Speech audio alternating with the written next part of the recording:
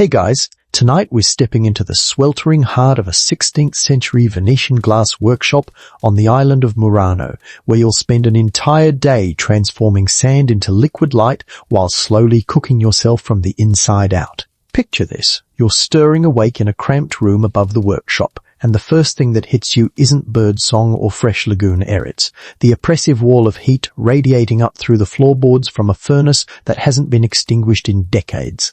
Your shirt is already damp before you've even opened your eyes. The air shimmers. Your lungs feel like they're breathing in someone else's exhale.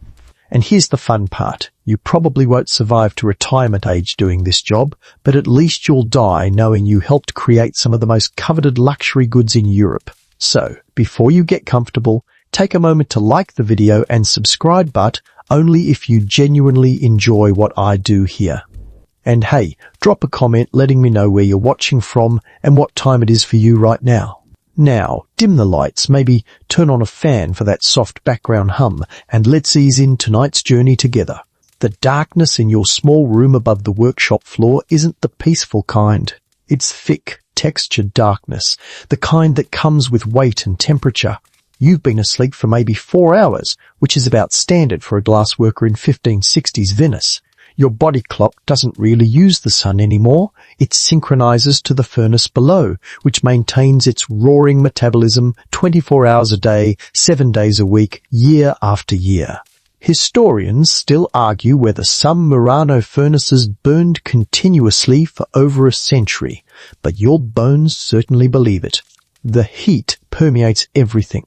Your straw mattress, your woolen blanket that you've kicked off despite it being February, even the ceramic cup on your nightstand feels warm to the touch.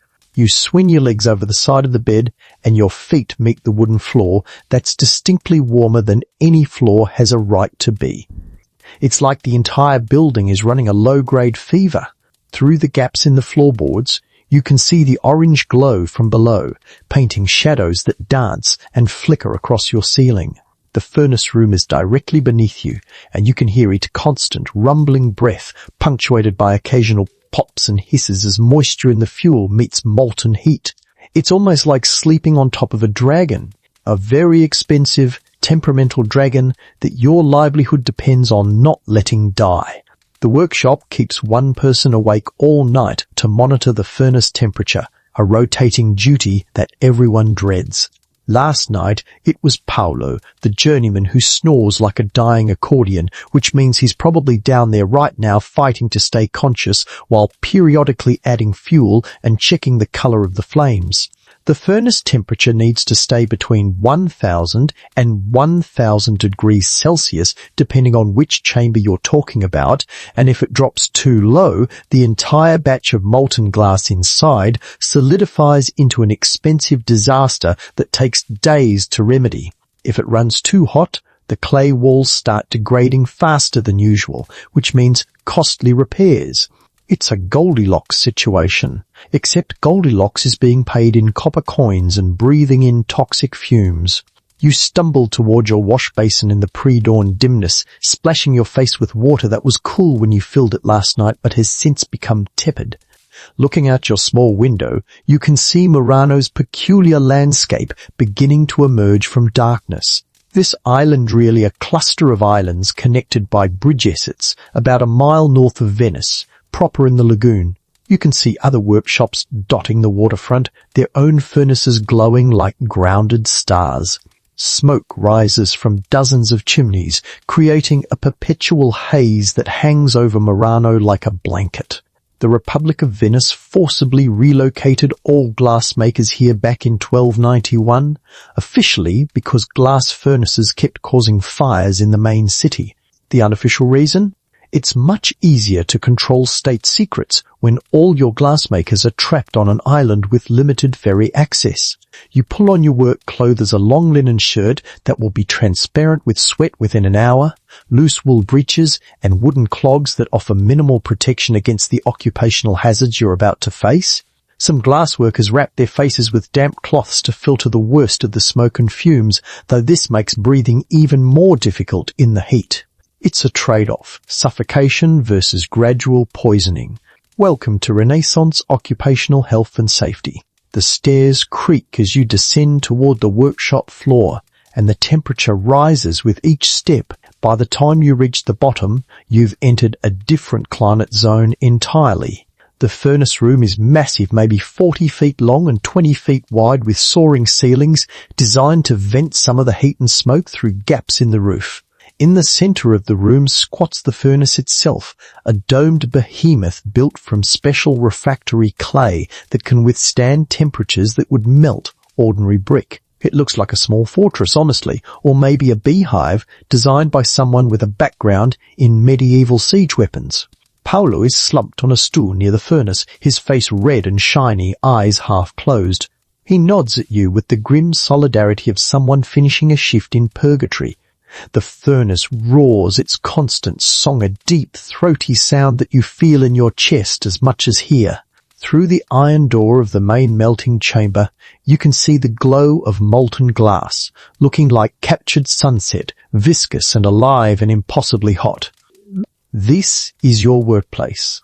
This is where you'll spend the next 14 hours creating objects of impossible delicacy while slowly cooking yourself like a potato wrapped in foil. Sweet dreams? Maybe not yet, but we're just getting started. You're not alone with the furnace for long. Within minutes of your arrival, you hear the distinctive footsteps of Maestro Vincenzo descending from his own quarters, which are noticeably cooler and located on the opposite side of the building. Funny how that works. The Maestro Vitreo, or Master Glassmaker, occupies a position in Venetian society that's simultaneously prestigious and peculiar. He's wealthy enough to own fine clothes and dine on meat several times a week, yet he's essentially a prisoner of the state, forbidden to leave the Republic without explicit permission from the Council of Ten. It's like being a celebrity who's also under house arrest. Comes with the territory when your brain contains industrial secrets worth more than most merchant ships. Vincenzo is in his mid-50s, which makes him practically ancient by glassworker standards. Most men in this profession are dead or debilitated by 40, their lungs ruined by decades of inhaling silica dust and combustion fumes, their bodies broken by the relentless heat exposure. But Vincenzo started as an apprentice to one of the legendary masters, learned to delegate the most dangerous tasks, and possesses an almost supernatural ability to read the furnace's mood. He's wearing a long robe of deep blue wool dyed with expensive indigo, naturally, and his grey beard is neatly trimmed in the Venetian fashion. His hands, though, tell the real story, covered in old burn scars, 2 fingers on his left hand slightly crooked from breaks that healed poorly, fingernails permanently stained with metallic residue from decades of handling glass additives. He approaches the furnace with the careful attention of a physician examining a patient. The first thing he does is study the colour of the flames visible through the observation, port small openings in the furnace structure that allow visual monitoring without opening the main doors and losing precious heat. The flames should burn a specific shade of yellower range, tinged with blue at the hottest points. Too red means insufficient oxygen or temperature drop. Too white means it's running dangerously hot and consuming fuel at an unsustainable rate. Vincenzo squints, nods to himself, then moves to the fuel storage area where you and Paolo have been maintaining the supply. "The beechwood," he says, running his hand over the stacked logs. "Is it properly seasoned?" You nod, because yes, you've learned this lesson the hard way. Green wood contains too much moisture, which creates steam pockets that cause the furnace temperature to fluctuate. Seasoned hardwood aged for at least a year, preferably 2 burns hotter and more consistently. The workshop goes through an absolutely staggering amount of fuel. Historians still argue whether a single Murano furnace could consume an entire forest's worth of wood in a year, but the Republic definitely enacted strict forestry laws to ensure adequate fuel supplies for the glass industry. Venice needed its glassmakers more than it needed its trees, apparently. Environmental conservation meets economic pragmatism in the most Renaissance way possible. Vincenzo circles the furnace, checking the structural integrity of the clay walls. Tiny cracks are inevitable. The constant expansion and contraction from heating cycles ensures that maintenance is perpetual. He points to a small fissure near the base of one of the secondary chambers. "Mark that. We'll patch it this afternoon before it widens." Then he moves to the most critical part of his morning inspection, assessing yesterday's glass batch that's been melting overnight in the main crucible. The crucible is a massive clay pot sitting inside the furnace's hottest chamber, holding hundreds of pounds of raw materials that have been slowly transforming from solid ingredients into molten glass. Vincenzo uses a long iron rod to carefully open the furnace door just. A kraken peers inside. The heat that billows out is like opening a portal to somewhere unpleasant. He studies the surface of the molten glass, looking for bubbles, surface tension, color consistency, any sign that the batch is reaching the perfect state of liquid homogeneity needed for working. "Good viscosity," he mutters, more to himself than to you. The soda ash ratio was correct this time. This is actually higher praise than it sounds. Getting the batch mixture right is part chemistry, part alchemy, and part generational tradition that nobody writes down because, again, state secrets. The basic formula is simple enough: silica sand for the glass-forming component, soda ash as a flux to lower the melting point, and lime for stability. But the ratios, the specific sources of materials, the subtle additives that give Venetian glass its legendary claret, that's where the magic happens. And by magic, I mean industrial espionage paranoia enforced by the threat of assassination. Vincenzo produces a small leather-bound notebook from his robione of the few written records allowed in the workshop, and even this is coded. He makes a notation about the batch quality, the fuel consumption rate, and the ambient temperature.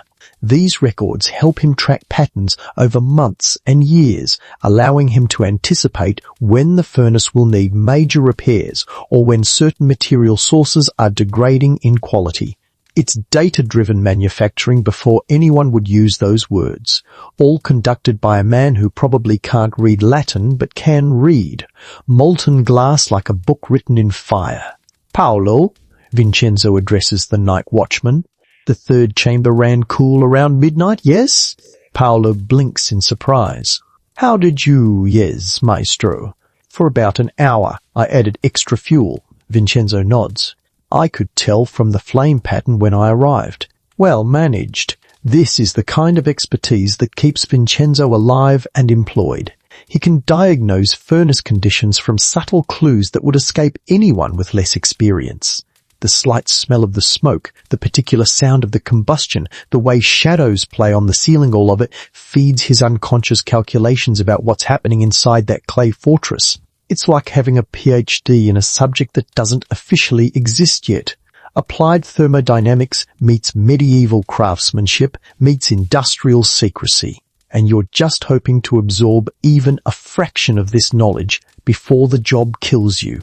The maestro turns to face the workshop floor as the first real light of dawn begins filtering through the high windows. "Wait the others," he tells you. "We start the gather in 1 hour.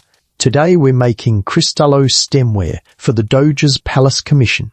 Nothing less than perfection will do, which means everyone's hands need to be steady and everyone's attention needs to be sharp. No pressure then.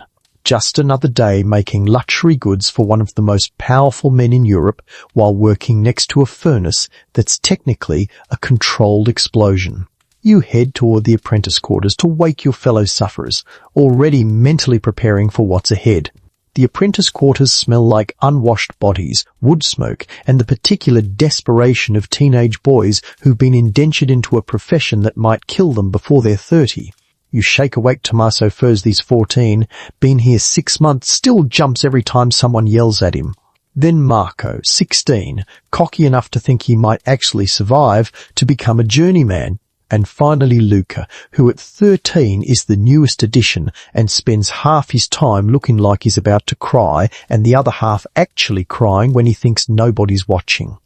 Welcome to the glamorous world of Renaissance artisan training, where child labour laws won't exist for another 300 years. And workplace safety is a phrase nobody's invented yet.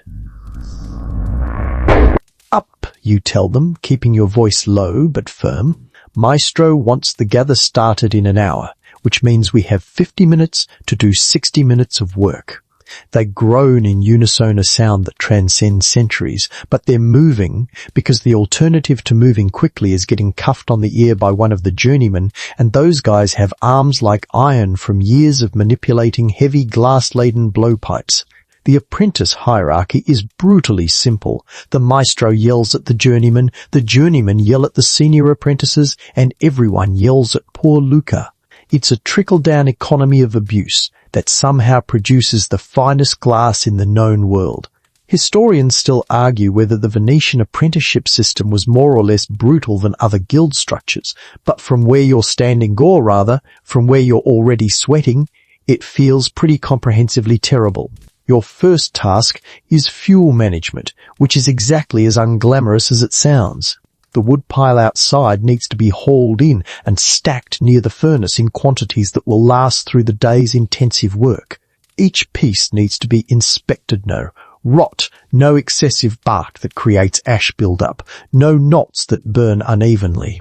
You and Tommaso start hauling armloads of beechwood logs from the outdoor storage shed, crossing the courtyard in the pre-dawn grey while seabirds scream overhead and the lagoon laps at the nearby embankment. Murano in February is cold everywhere except inside the workshop, which means you're getting the worst of both worlds, freezing outside, roasting inside, repeat until you develop some kind of medieval thermal shock syndrome.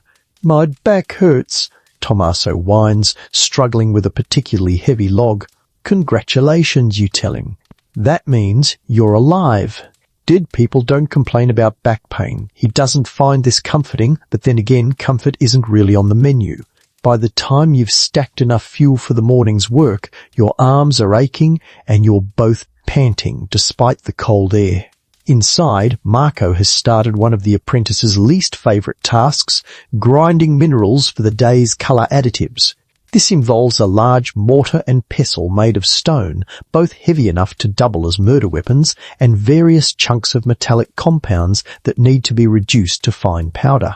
Today's requirements, posted on a slate board by Vincenzo, include cobalt oxide for blue accents and manganese dioxide for potential purple tinting.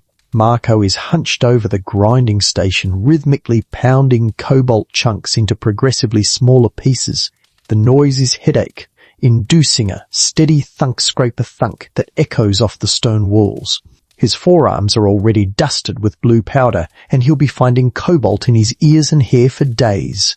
These metallic oxides are what give Venetian glass its spectacular colours, but they're also somewhat toxic when ground into breathable dust. The maestros know this, sort of, but the prevailing medical theory is that the heat from the furnace burns away the harmful properties.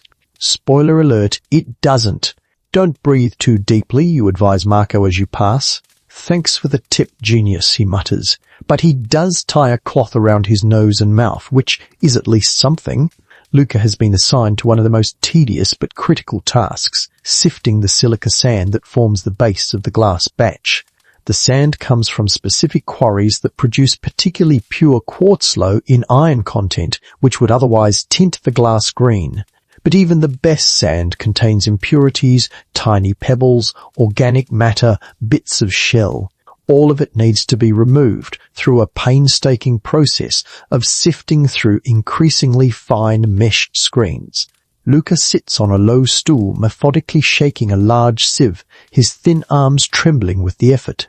The fine dust coats everything within a 6-foot radius, creating a small desert microclimate in one corner of the workshop. You're assigned to preparing the soda ash supplies, which involves breaking up the compacted blocks that arrive from Syria and Egypt. Venice imports most of its flux from Mediterranean coastal plants that are burned and processed into alkali-rich ash. The blocks are hard, uneven, and need to be measured into precise quantities for Vincenzo's batch recipes. You use a small hammer and chisel to break off chunks, then weigh them on a balance scale that's probably more accurate than it has any right to be. Getting the flux ratio wrong means the glass won't melt properly, or it'll be too soft when worked, or it'll develop a greenish tint, or any of a dozen other defects that will result in Vincenzo's legendary temper making an appearance. The workshop is fully awake now, filling with the sounds of preparation. The two journeymen Andrea and Stefano Harvey arrived and are setting up the glass-making tools around the work area, blowpipes hanging on racks, shears and paddles arranged on the Marva bench, pontil rods propped within easy reach. They work with practiced efficiency, barely speaking, their movements choreographed from years of repetition. They ignore the apprentices completely, unless we're actively in their way, in which case we get shoved aside with the casual disdain of people who've forgotten what it's like to be at the bottom of the ladder. Andrea is in his late 20s, built like someone who's been lifting molten glass on the end of a 4-foot iron pipe since puberty. His forearms are ridiculous, all sinew and old burn scars and a tattoo of the Lion of St. Mark that he probably got drunk at some festival. Stefano is younger, maybe 23, with the kind of intense concentration that suggests he's memorized every movement Vincenzo makes and is just waiting for his chance to prove he can work independently. Both of them are saving money and serving time until they can petition the guild to let them open their own workshops, assuming they can get permission, find investors, and survive the Byzantine politics of the glassmaker's arte. By the time the sky is lightening properly, turning the lagoon outside from black to grey to that particular Venetian blue-green, you've completed your assigned tasks and are standing ready for whatever comes next. Your clothes are already dirty, your hands are scratched and stained, and the real work hasn't even started yet. Vincenzo surveys the prepared workspace with his critical eye, checking the fuel stocks, examining the ground mineral powders, testing the temperature of the Marva slab with his scarred hand. Acceptable, he declares, which is his version of enthusiastic praise. Now we make magic, or we make garbage. Either way, we'll know soon enough. Before you can participate in making magic or garbage, you need to understand the monster you're working with. The furnace isn't just a box with a fire inside. It's a sophisticated, multi-chambered engineering marvel that represents centuries of accumulated knowledge and jealously guarded trade secrets. If you were to somehow sketch out the design and smuggle it to France or England, you'd be signing your own death warrant while simultaneously making yourself wealthy beyond imagination. So let's take a tour of this clay leviathan, shall we? Just don't take notes. The furnace is built around 3 distinct chambers, each serving a specific purpose in the glassmaking process and each maintained at carefully controlled temperatures. Think of it as a medieval thermal management system, designed by people who understood heat dynamics through empirical observation rather than thermodynamic equations. The first and central chamber de Juan Paolo spent all night monitoring the melting furnace, or forno grande. This is where raw materials transform from solid ingredients into liquid glass. The temperature here hovers around 1,400 degrees Celsius, hot enough to melt quartz sand and keep the resulting glass in a workable, molten state for hours or days. The crucible sitting inside this chamber is itself a masterpiece of ceramic engineering. It's made from a special refractory clay that can withstand repeated heating cycles without cracking or contaminating the glass.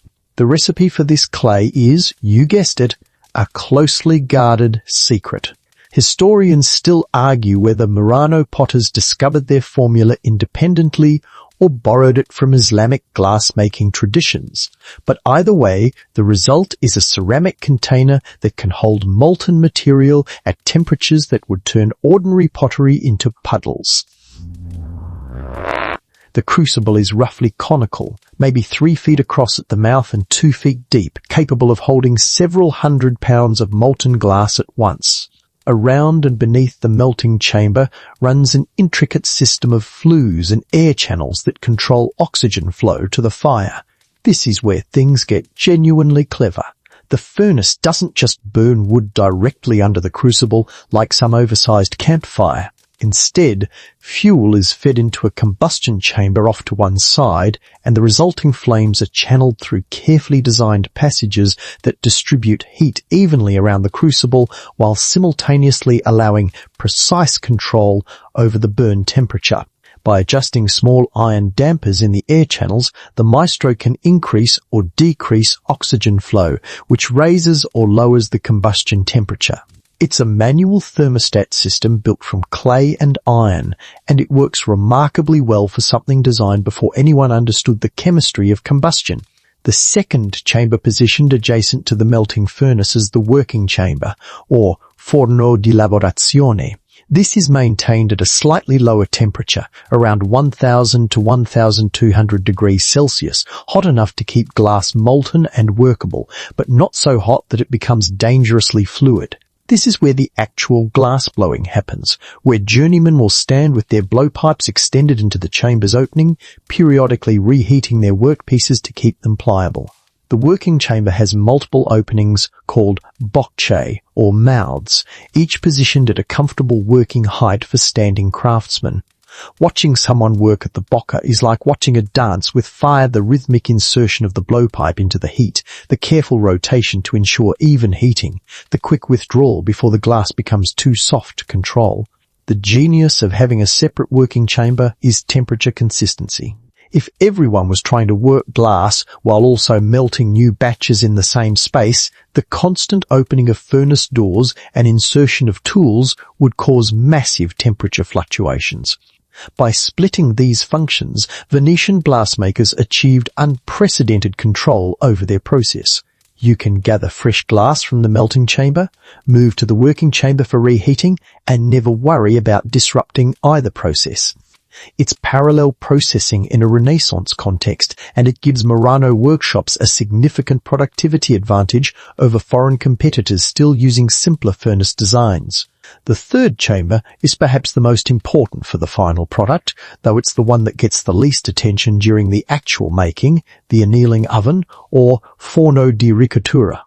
This is maintained at a much lower temperature, maybe 400 to 500 degrees Celsius, and serves a critical function.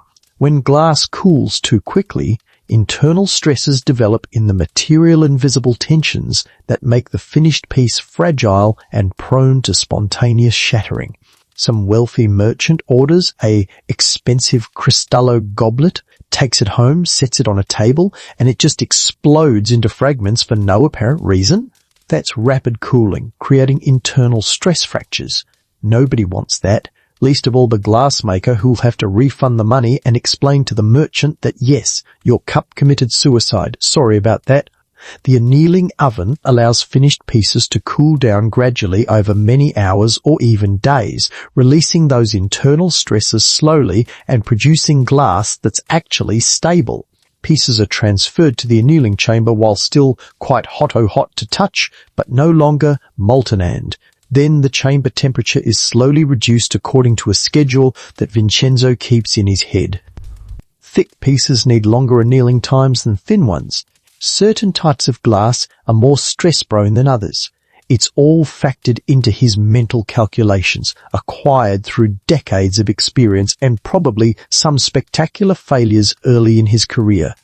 The entire three-chamber system is enclosed in a massive structure of refractory brick and clay, with walls sometimes 2 feet thick to retain heat and protect the workshop from the worst of the radiant heat. The roof above the furnace is specially designed with ventilation openings that draw smoke and fumes upward and out of the workspace, though. Out of the workspace still means you're breathing it all day, just in slightly lower concentrations. The ventilation system uses natural convection. Hot air rises, creates a draft, pulls in fresh air from the sides, no fans or mechanical systems required. It's environmental engineering that works, because physics doesn't care whether you understand the math or not.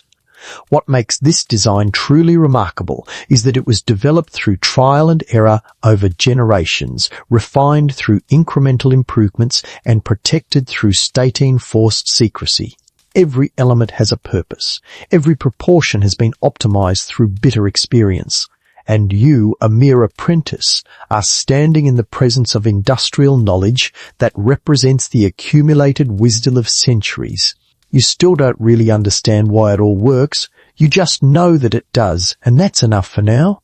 Understanding can wait. First, you survive. Now comes the part where you handle materials that could theoretically get you executed if you discuss them at the wrong dinner party. Vincenzo has decided that today's Cristallo production requires a fresh batch to be prepared and added to the melting crucible, which means you're about to participate in one of the most closely guarded industrial processes in all of Europe. The recipe for Venetian glass, particularly the impossibly clear Cristallo variety, is protected by laws so severe that they make modern non-disclosure agreements look like friendly suggestions. We're talking about a formula that foreign governments have tried to steal through bribery, espionage, and outright kidnapping of Murano glassmakers. The base ingredients are simple enough that even saying them out loud won't get you arrested. Start with silica, sand a glass-forming component, essentially melted quartz. Venice sources its best sand from the Ticino River region, where geological conditions have produced deposits with remarkably low iron content. Iron is the enemy of clarity. Even trace amounts will tint your glass with that greenish hue that screams inferior product. The sand Vincenzo uses has been sifted multiple times. Remember poor Luca's thrilling morning? And is now stored in sealed ceramic containers to prevent contamination. You measure out approximately 60 pounds of this sand into a large wooden trough using a marked bronze scoop that's been calibrated to Vincenzo's exacting standards. Next comes the flux soda ash imported from the eastern Mediterranean, where coastal plants called saltworts are harvested, burned and processed into sodium-rich ash.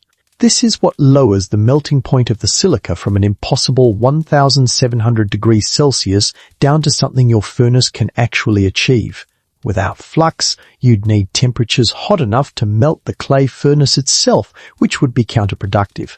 You add about 15 pounds of soda ash to the trough, and already the ratio is becoming clear, roughly 4 parts sand to 1 part flux. This is common knowledge among glassmakers everywhere. The illegal, potentially fatal magic comes in what happens next. Vincenzo approaches with a locked wooden box that he keeps in his private quarters. This is the additive collection, the secret sauce, the thing that separates mediocre green-tinted glass from the legendary Cristallo that wealthy Europeans will pay absolutely stupid amounts of money to own. He unlocks the box with a key he wears around his neck and pulls out several smaller containers, each carefully labelled in his personal code. 2 measures of the Levantine mineral, he says, handing you a ceramic jar. The white powder, not the grey. You have no idea what the Levantine mineral actually is. You've been told it's a form of purified potash, maybe mixed with lime, possibly with trace elements that counteract iron contamination.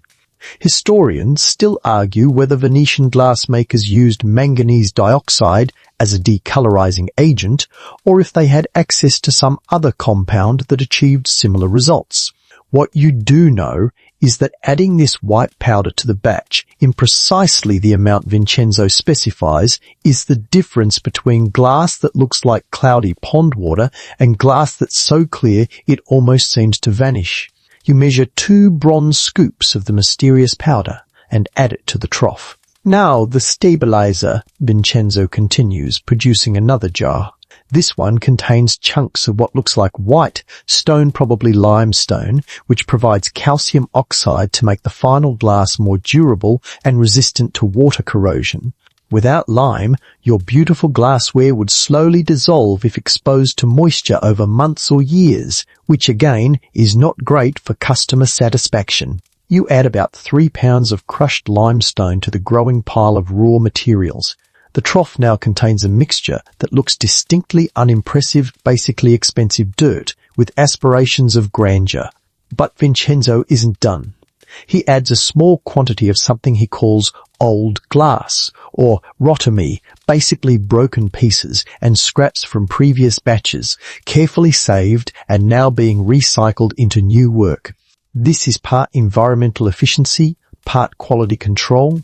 Old glass that was successfully melted and worked once will melt and work again, and it helps stabilize the new batch by providing a matrix of already formed glass structure. You add about 5 pounds of crushed rotame in pieces no bigger than your thumbnail. Every fragment represents past work, past successes and failures, all being reincorporated into the ongoing cycle of production. The final ingredient Vincenzo adds himself, and he does it with theatrical secrecy, turning his back slightly so you can't see exactly how much he's using. It's a dark powder, possibly antimony oxide, possibly arsenic compounds, possibly both. These are the real mystery additives, the ones that give Venetian glass its particular brilliance and clarity. They're also spectacularly toxic, which is why Vincenzo handles them personally rather than letting apprentices anywhere near them. Arsenic poisoning is a slow, cumulative process that mimics about a dozen other ailments, making it both an effective decolorizing agent and an effective way to accidentally kill yourself over the course of a career. Multitasking at its finest. Now comes the mixing phase, which is your job, and it's exactly as tedious as it sounds. Using a long wooden paddle, basically an oar that's never seen water, you begin stirring the batch ingredients together in the trough. The goal is complete homogenization. Every scoop of the mixture should contain the same ratio of sand, flux, lime, additives, and old glass. No clumps, no stratification, no pockets of unmixed material that will create inconsistencies in the final glass. You stir in a figure-8 pattern, drawing material from the bottom to the top, working methodically for a solid 20 minutes until your shoulders are burning and Vincenzo finally nods his approval. Adequate, he says, which, as we've established, is his version of writing you a love letter. The mixed batch is now transferred to the crucible using long-handled ceramic ladles, each scoop carefully placed into the molten glass already in the furnace. The new material will take hours to fully melt and integrate with the existing batch, gradually increasing the total volume available for working. As you watch the raw ingredients disappear into the glowing orange liquid, you're witnessing a transformation that humans have been perfecting for thousands of years. Sand into glass, earth into light, solid into liquid. It's alchemy that actually works. Chemistry before chemistry had a name, and you're participating in it while having only the vaguest understanding of why any of it functions. Future, you might appreciate the poetry of this moment. Present you just appreciates not having spilled toxic powder on your feet. With the batch prepared and melting, Vincenzo signals that it's time for the actual glassmaking to begin. This is the moment when all the preparation, all the heat, all the secret formulas actually transform into something tangible. Andrea, the senior journeyman with the impressive forearms, steps forward with a blowpipe in hand. This isn't some delicate artistic toolets. A solid iron tube about 4 to 5 feet long, maybe an inch in diameter, hollow through the middle and heavy enough to double as a medieval weapon. One end has a wooden mouthpiece where the glassblower will eventually puff air. The other end will soon be coated in molten glass that's roughly the temperature of lava. Safety goggles? Not invented yet. Protective equipment? Your reflexes and the hope that God favors glassmakers today? Andrea approaches one of the working mouths of the furnace, the bocca that opens into the melting chamber where the crucible sits glowing like a contained sun. The heat radiating from this opening is intense enough that you can feel it from 15 feet away. It's like standing too close to a bonfire, except the bonfire is inside a clay fortress and has been burning continuously since before you were born. He positions himself at a comfortable stance, feet planted, body angled slightly away from the direct heat, and extends the blowpipe toward the molten glass surface. This is the gather, and it's one of those techniques that looks deceptively simple until you try it and immediately understand why it takes years to master. The blowpipe's tip touches the surface of the molten glass, and Andrea begins rotating it slowly, steadily, continuously. The glass is viscous at this temperature, not liquid like water, more like extremely hot honey or golden syrup. As the pipe rotates, the molten material begins adhering to the metal, building up in layers around the end of the tube. It's called gathering because that's exactly what's happening. You're gathering glass onto the pipe, collecting it bit by bit through rotation and careful positioning. The color is mesmerizing, a glowing orange that seems to contain its own internal light, with occasional darker swirls where the temperature isn't perfectly uniform. Andrea's hands maintain a constant, smooth rotation of the pipe. This isn't optional. If you stop rotating even for a second, gravity takes over and the molten glass drips off the bottom of the pipe in a way that's both spectacular to watch and completely ruins your gather. The rotation keeps the glass distributed evenly around the pipe's end, building up a symmetrical blob, technically called a gather or gob, that will eventually be inflated into whatever shape the piece requires. It's like spinning cotton candy, except the cotton candy is 1,400 degrees Celsius and will enthusiastically remove your skin if you touch it. The size of the gather depends on what you're making. For the Cristallo stemware, Vincenzo mentioned earlier delicate wine glasses for the Doge's palace. Andrea is gathering a relatively small amount, maybe the size of a large orange. For bigger pieces like bowls or vases, you gather significantly more glass, sometimes returning to the crucible multiple times to add additional layers. Each return trip is called a second gather or third gather, and managing multiple gathers without letting the first layers cool too much requires timing that borders on precognitive. After about 30 seconds of steady rotation in the molten glass, Andrea withdraws the pipe from the furnace.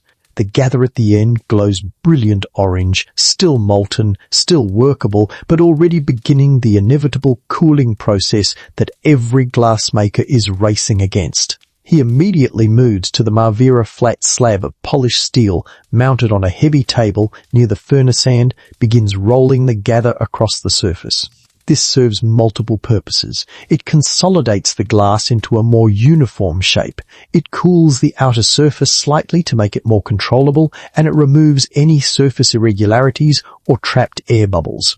The motion is hypnotic roll, rotate, with Andrea's experienced hands maintaining that crucial constant spin. The sound of hot glass on steel is distinctive, a soft slithering hiss, almost organic. Steam rises where the molten glass contacts the cooler metal surface.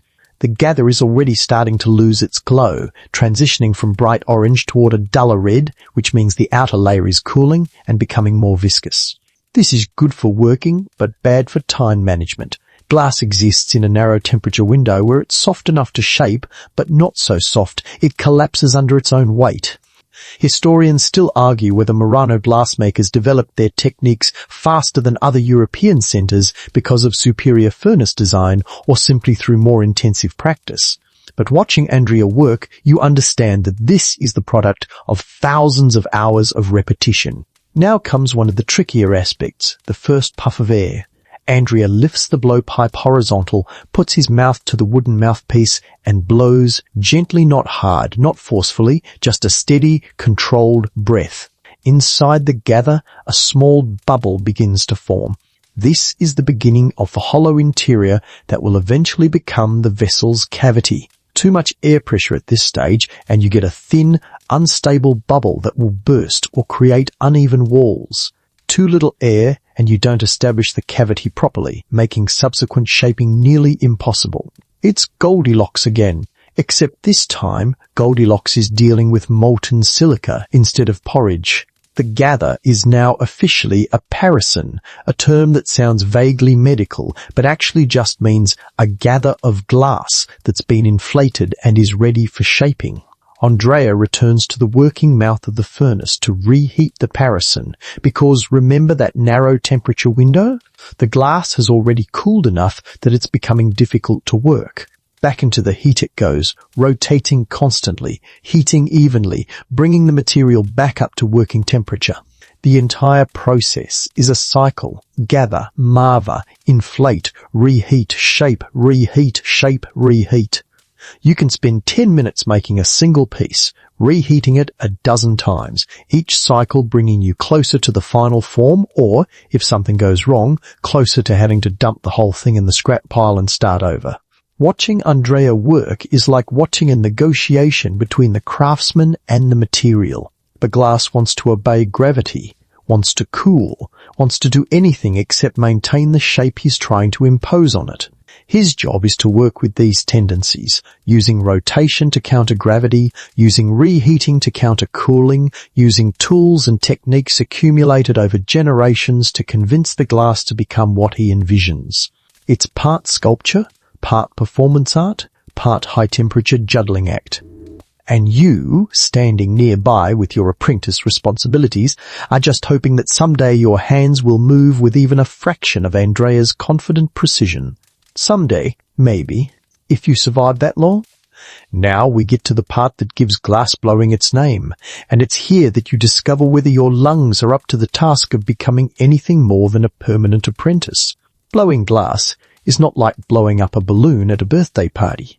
It's not even like playing a wind instrument, though there are similarities in the breath control required. It's its own peculiar skill set that combines respiratory endurance, pressure modulation, timing, and the kind of spatial reasoning that lets you predict how a semi-molten blob will expand when you puff air into it while gravity is simultaneously trying to pull it toward the floor. Easy, right? Andrea has reheated his parison and is now ready to begin the serious inflation that will transform this glowing orange blob into the beginnings of a wine glass. He positions the blowpipe horizontally again, sometimes resting it on a metal rack to stabilize the weight, and places his mouth against the wooden mouthpiece. His cheeks puff out slightly, not comically, but you can see the pressure building. Then he releases a steady, controlled breath into the pipe. Not a short puff, not a forceful blast, but a sustained, even pressure that lasts maybe 3 or 4 seconds. Inside the gather, the bubble expands incrementally. The walls of glass thin out as the interior cavity grows.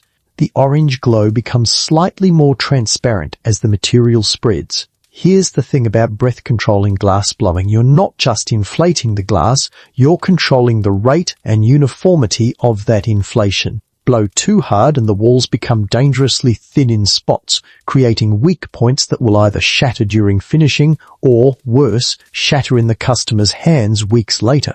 Blow too gently and you don't expand the cavity enough, wasting time and material. And you have to maintain consistent pressure throughout the breath because variations in pressure create variations in wall thickness. It's like trying to inflate a balloon while someone is actively changing the balloon's material properties based on temperature fluctuations, which is exactly what's happening actually. Your lungs need to be in decent shape for this work. Glass blowers develop impressive lung capacity over years of practice, though the irony is that the same profession that requires strong lungs also systematically destroys them through constant exposure to silica dust and combustion fumes. Historians still argue whether Renaissance glassmakers had higher or lower rates of respiratory disease compared to other artisan professions, but anecdotally, the number of old glassmakers with persistent coughs suggests the answer isn't great. Still, in your 20s with relatively fresh lungs, you can generate enough sustained breath pressure to inflate glass effectively. By your 40s, assuming you make it that far, you'll probably be delegating more of the blowing work to younger journeymen while you handle the shaping and finishing. But breath pressure is only one variable in an equation that includes at least 3 others: gravity, rotation, and temperature. Remember how Andrea keeps the blowpipe rotating constantly? That's partly to keep the glass centered on the pipe, but it's also to counteract gravity's relentless attempt to pull the molten material downward. If you stop rotating while blowing, the bottom of your bubble will expand more than the top, creating an asymmetrical, egg-shaped disaster. The rotation creates centrifugal force that helps distribute the glass more evenly, fighting against gravity's downward pull. It's physics as craft technique, applied by people who've never heard of Isaac Newton, but understand the principles through 10,000 hours of practice. Temperature adds another layer of complexity. The hotter the glass, the more easily it deforms under pressure, both the pressure of your breath and the pressure of gravity. This means you have a very narrow temperature range, where the glass is soft enough to inflate, but not so soft that it collapses into an irregular blob the moment you breathe into it. Too cool, and you'll blow until you're lightheaded without making any progress.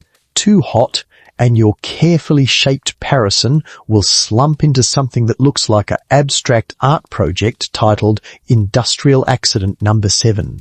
Andrea manages this by frequent reheating trips to the furnace mouth, keeping the glass in that Goldilocks zone where it's cooperative without being uncontrollable. Watching Andrea blow and shape, you can see him making micro-adjustments constantly. A slight increase in rotation speed here, a marginally longer breath there, a subtle angle change to let gravity help rather than hinder. He's playing three-dimensional chess with molten silica, and every move counts. At one point, he notices the bubble developing a slight asymmetry, probably from a temperature gradient in the glass, and he immediately compensates by rotating faster on that side while reheating the cooler section. Problem identified, problem corrected, all without breaking his rhythm or saying a word.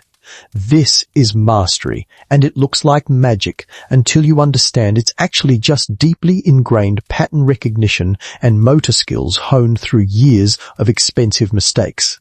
The stemware he's working on requires multiple inflation stages. After the initial bubble is established, Andrea gathers more glass onto the bottom of the piece a second, gather that will eventually become the stem and base of the wine glass. This means he has to control different sections of glass at different temperatures, managing them independently while keeping the original bubble intact. It's like patting your head and rubbing your stomach, except your stomach is on fire and your head is worth 6 months' wages. He returns to the furnace mouth, heats just the newly gathered section, then uses a combination of gravity, breath, and hand tools to extend it downward into what will become the stem. There's a particular technique called swing blowing that some glassmakers use for elongated shapes, where you literally swing the blowpipe in an arc while blowing, using momentum and gravity together to stretch the glass into long, elegant forms. Andrea doesn't need this for stemware, but you've seen Stefano practice it with practice batches, and it's simultaneously impressive and terrifying. Picture someone swinging several pounds of molten glass in a controlled arc while simultaneously inflating it and trying not to hit anyone or anything in the workshop. Now picture that person is standing 15 feet from a furnace, hot enough to melt lead. Renaissance workplace safety strikes again. Your own lungs are starting to burn just from standing near the furnace, breathing in the overheated air that carries traces of wood smoke, silica dust, and probably various metallic oxides from the batch additives. Every breath feels like you're inhaling someone else's exhalation, pre-warmed and slightly toxic. You try to imagine doing what Andrea is doing, maintaining that steady breath control while managing rotation and tool manipulation and temperature monitoring, and honestly, it seems impossible. But that's what every apprentice thinks at first. The impossible becomes merely difficult, the difficult becomes routine, and routine becomes mastery.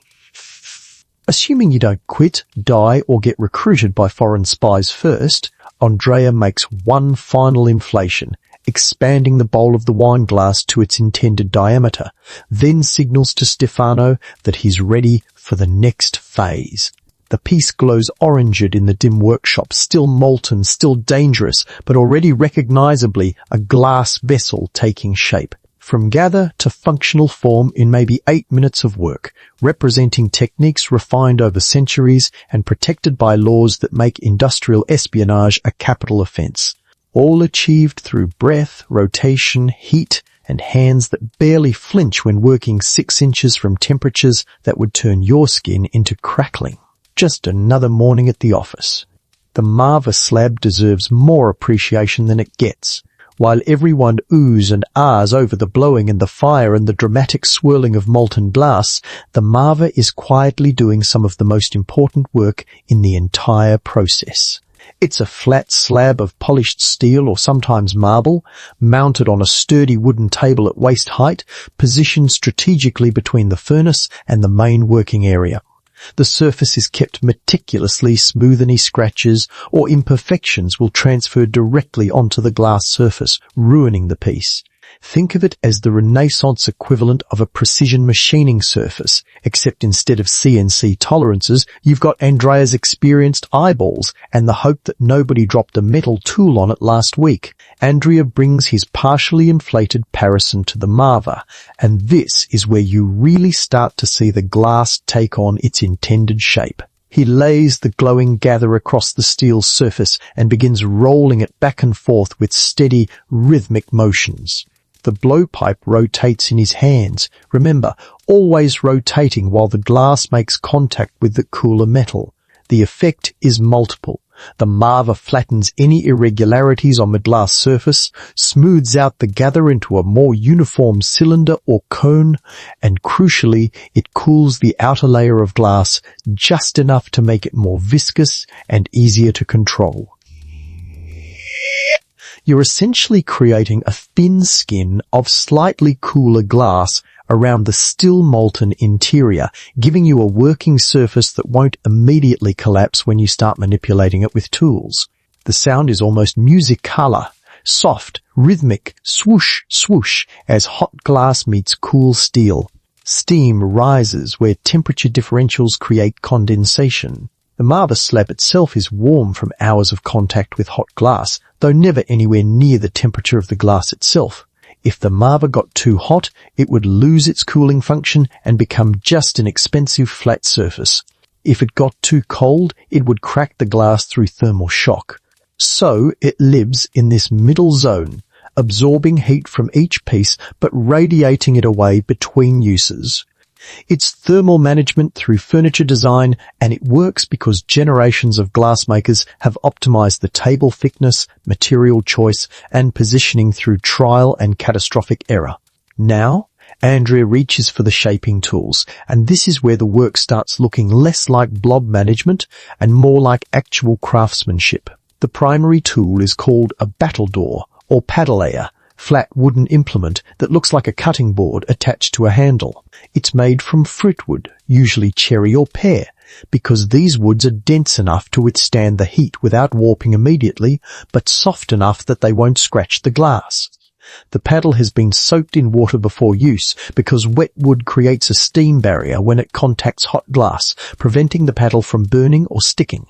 It's low-tech but effective, assuming you remember to re-wet the paddle every few uses. Forget this step and your paddle catches fire, which is exciting for all the wrong reasons.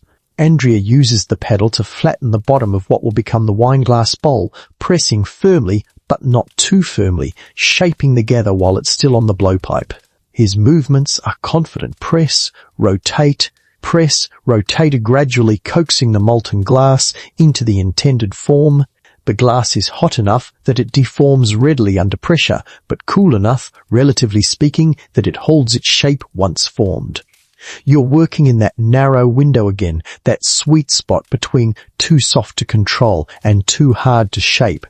Medieval materials, science at its finest, all conducted without thermometers or precise temperature measurements. Just touch, observation, and the accumulated wisdom of knowing what properly heated glass looks and feels like. Next comes the jack, which despite its name isn't for lifting things but for shaping them. It looks like an oversized pair of scissors made from iron with two curved blades that can close together to form a circular or oval opening. Historians still argue whether the jack tool originated in Venice or was imported from Islamic glassmaking traditions, but regardless of its ancestry, it's essential for creating controlled openings and shaping rims. Andrea closes the jack blades around the glass vessel's neck, the section just above where the bowl will be, and uses it to create a uniform diameter and smooth edge. The tool is surprisingly gentle for something made of iron, leaving clean lines without cracking or marring the glass surface. For more delicate work, there are sheer sexual scissors, but designed for cutting hot glass rather than fabric. These have long handles to keep your hands away from the heat and thick blades that can snip through molten glass like cutting honey with a hot knife. Andrea uses shears to trim excess glass from the rim, creating a clean edge that will later be fire polished. The cut glass drops away in glowing orange shreds that fall onto the brick floor, where they'll cool into irregular lumps of scrap. Luca will sweep these up, later remember our youngest apprentice, and they'll get crushed and added back into future batches as rotam. Nothing is wasted in this workshop, partly from efficiency and partly because quality glass materials are expensive enough that throwing away perfectly good scrap is like burning money. There's also a tool called a pucella, or pucella's basically spring-loaded tongs that can grip and shape glass while it's still hot. Andrea uses these to refine the bowl's opening, gently pulling and shaping the rim to create the elegant flair that distinguishes quality stemware from crude drinking vessels. The pucella can apply pressure from inside or outside the piece, allowing for subtle adjustments that would be impossible with external tools alone. It's like having adjustable fingers that don't care about being burned. And watching a skilled glassmaker use pucella is like watching a surgeon work precise, controlled, purposeful. Throughout all this tool work, Stefano is standing by with additional implements, wooden blocks hollowed out to form molds for shaping bases, metal rods for creating decorative grooves, graphite paddles for the finest smoothing work. Each tool has its specific purpose, its optimal temperature range, its particular technique. And each tool represents accumulated knowledge. The shape of the jack blades was optimized over decades. The curve of the pucella refined through countless broken pieces. The wood species for paddles selected through experiments that probably involved a lot of singed hands and ruined batches. You're handed a paddle and told to wet it in the water bucket. This is apprentice-level participation. You're not shaping anything important, just learning the weight and feel of the tools. You dip the paddle into the cool water, let it soak for a moment, then hold it ready. The wood is smooth from years of use, the grain darkened by countless contacts with hot glass and steam. It's heavier than you expected, substantial, designed to withstand pressure and heat without shattering. You imagine yourself someday wielding this tool with Andrea's confidence, pressing it against molten glass worth several days' wages, trusting your judgment and timing. Someday, maybe. If your hands stop shaking when you get near glass, that's hot enough to melt lead and roughly the temperature of volcanic eruptions. No pressure, just don't drop anything expensive. While Andrea continues working on the clear Cristallo stemware, Vincenzo announces that the afternoon's production will include coloured pieces, decorative bottles, and small vessels destined for a wealthy merchant's collection. This means it's time to transform that boring, transparent glass into something that looks like captured jewels. And the way you do that is by adding metals. Not metaphorically, literally.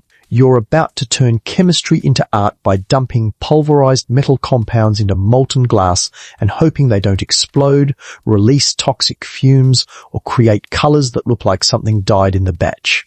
Welcome to Renaissance materials, science, where the periodic table doesn't exist yet, but people have figured out through trial and error which rocks make pretty colors when you melt them. The color palette available to Venetian glassmakers is surprisingly extensive for people who think atoms are a philosophical concept rather than actual things. Cobalt oxide produces deep, rich blues that rival sapphires. Copper compounds can create either turquoise blues or, if you adjust the furnace atmosphere, deep reds that look like liquid rubies. Manganese dioxide gives you purples ranging from delicate lavender to deep amethyst. Iron creates greens and browns, though usually you're trying to remove iron contamination rather than add it. Gold, actual gold, the same stuff people make coins from, can produce cranberry reds so vibrant they seem to glow from within. And antimony with lead creates a yellow that's cheerful if you ignore the fact that both components are enthusiastically poisonous. Marco, remember him from this morning's grinding session with cobalt? His hours of tedious mortar and pestle work are about to pay off. Vincenzo inspects the ground cobalt oxide powder, checking for consistent particle size and proper color saturation. The cobalt Marco ground came from imports, probably from Saxony or Bohemia, where cobaltric ores are mined specifically for pigment production. It's expensive stuff. Traded by weight like precious spices, and adding the wrong amount means either wasting money on excessive pigment or creating a color so pale it looks like you couldn't afford proper cobalt. Which, to be fair, most workshops can't, making Venice's access to quality pigments another competitive advantage. 3 measures to the crucible, Vincenzo instructs, handing Marco the ground cobalt. Stir thoroughly. Marco approaches the furnace with a long-handled iron ladle, scoops up a portion of molten clear glass from the crucible, and adds the cobalt powder directly to the ladle. The powder hits the liquid glass and immediately begins reacting. You can see the blue color bloom outward like ink dropped in water, except this ink is happening at 1400 degrees Celsius. He stirs with a metal rod, incorporating the cobalt thoroughly into the molten glass, then pours it back into the crucible, where it will mix with the rest of the batch over the next hour. The color will be intense at first, then gradually distribute throughout the entire batch as convection currents and continued melting homogenize everything. The chemistry happening here is actually fascinating, though nobody in this room could explain it in modern terms. Cobalt oxide in glass creates blue color because cobalt ions absorb certain wavelengths of light. Specifically, the red and yellow parts of the spectrum band allow blue wavelengths to pass through. But you don't need to understand absorption spectra to know that cobalt makes gorgeous blue glass. Egyptians figured this out 3,000 years ago without benefit of spectroscopy or molecular theory. Sometimes empirical observation is enough. Try things, remember what works, teach your apprentices, repeat for millennia. The really tricky colors involve multiple additives that interact in unexpected ways. Manganese dioxide, for instance, can act as either a colorant or a decolorizer depending on concentration and furnace conditions. In small amounts, it neutralizes the green tint from iron impurities, making glass clearer. In larger amounts, it creates purple coloration. Historians still argue whether Venetian glassmakers fully understood this dual nature or just followed recipes that worked without knowing why. The answer is probably both. The maestros definitely understood cause and effect, even if they couldn't articulate the underlying chemical mechanisms. Gold ruby glass that. Spectacular cranberry red that looks impossibly vibrant involves a process so finicky that even experienced glassmakers fail at it regularly. You add gold chloride to the batch, but the gold doesn't immediately produce color. Instead, you need to reheat the finished glass in a specific way that causes the gold to precipitate out as microscopic particles suspended in the glass matrix. These nanoparticles, though nobody will use that term for another 400 years, scatter light in ways that create the red coloration. Get the particle size wrong and you get browns, purples, or no color at all. Get it right and you get glass that wealthy collectors will pay absolutely stupid money for. It's nanotechnology before anyone knew what a nanometer was. The danger with color additives isn't just the expense of getting it wrong, it's the toxicity of getting it on you. Cobalt causes lung problems if you breathe the dust. Manganese creates neurological issues with chronic exposure. Lead additives, which create brilliant yellows and improve glass clarity, will slowly poison you in ways that mimic dozens of other ailments. Arsenic compounds used for decolorizing will kill you if you're not careful, and possibly even if you are careful. The Renaissance workplace is basically a toxic materials buffet where safety equipment means try not to inhale too deeply, and workers' compensation is good luck, hope you don't die. Watching the colored glass develop is admittedly magical though. Stefano gathers from the no blue batch and begins working a small decorative bottle. The cobalt-tinted glass glows with otherworldly intensity, looking like captured Mediterranean sky. As he shapes and blows, the color shifts depending on thickness. Thicker sections appear deeper blue, thinner sections lighter, creating natural gradients that no painted surface could replicate. This is why Venetian-colored glass dominates the luxury market. The colors aren't applied to the surface, they're integral to the material itself. The entire object is color, not just coated with it. For multicolored pieces, glassmakers use a technique called casing gathering. Clear glass, then gathering colored glass over it, creating layers that can be selectively exposed through grinding or cutting. Or they apply colored glass threads to the surface of a clear vessel, creating decorative patterns called latisinio. You can combine colors, layer them, twist them into spirals, create complexity that makes each piece unique.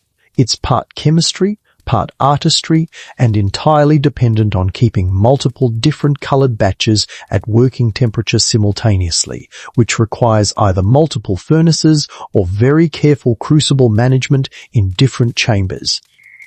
Your hands are stained blue from handling the cobalt powder earlier. It'll take days to fully wash out, and even then your fingernails will probably retain a faint tint. It's like a badge of honor or possibly a warning label. This person works with toxic metals for a living. Either way, it marks you as a glassmaker as clearly as any guild membership certificate. You look at your blue-stained fingers and think about how the beautiful objects you're creating come at a cost measured in poisoned lungs, burned skin, and shortened lifespans. Then you think about how those objects will outlive everyone in this workshop, carrying colour and beauty into futures you'll never see. It's the kind of trade-off that makes sense when you're young and immortal, or at least when you feel that way despite all evidence to the contrary. Andrea's wine glass is looking remarkably glass-like at this pointer. Bulbous bowl, properly inflated, walls of even thickness, the beginnings of elegance emerging from what was recently just an orange blob. But there's a problem, and it's a fundamental one. The piece is still attached to the blowpipe, which means the top of the glass is sealed shut around the iron tube. You can't drink wine from a glass that's fused to a 4-foot metal pipe. Well, you could try, but it would be awkward and defeat the purpose of fancy stemware. This means the piece needs to be transferred from the blowpipe to a different tool, the pontil rod, or punty, as it's more commonly called, and this transfer is where things get legitimately dangerous. The pontil rod looks deceptively simple. It's just a solid iron rod, maybe 3 feet long, with no hollow center like the blowpipe. One end has a wooden handle for gripping, the other end will be tipped with a small gather of molten glass that serves as an adhesive. The goal is to stick this glass-dipped rod to the bottom of your wine glass, let it attach firmly, then crack the piece off the blowpipe so you can continue working while holding it from the base rather than the rim. Sounds straightforward, right?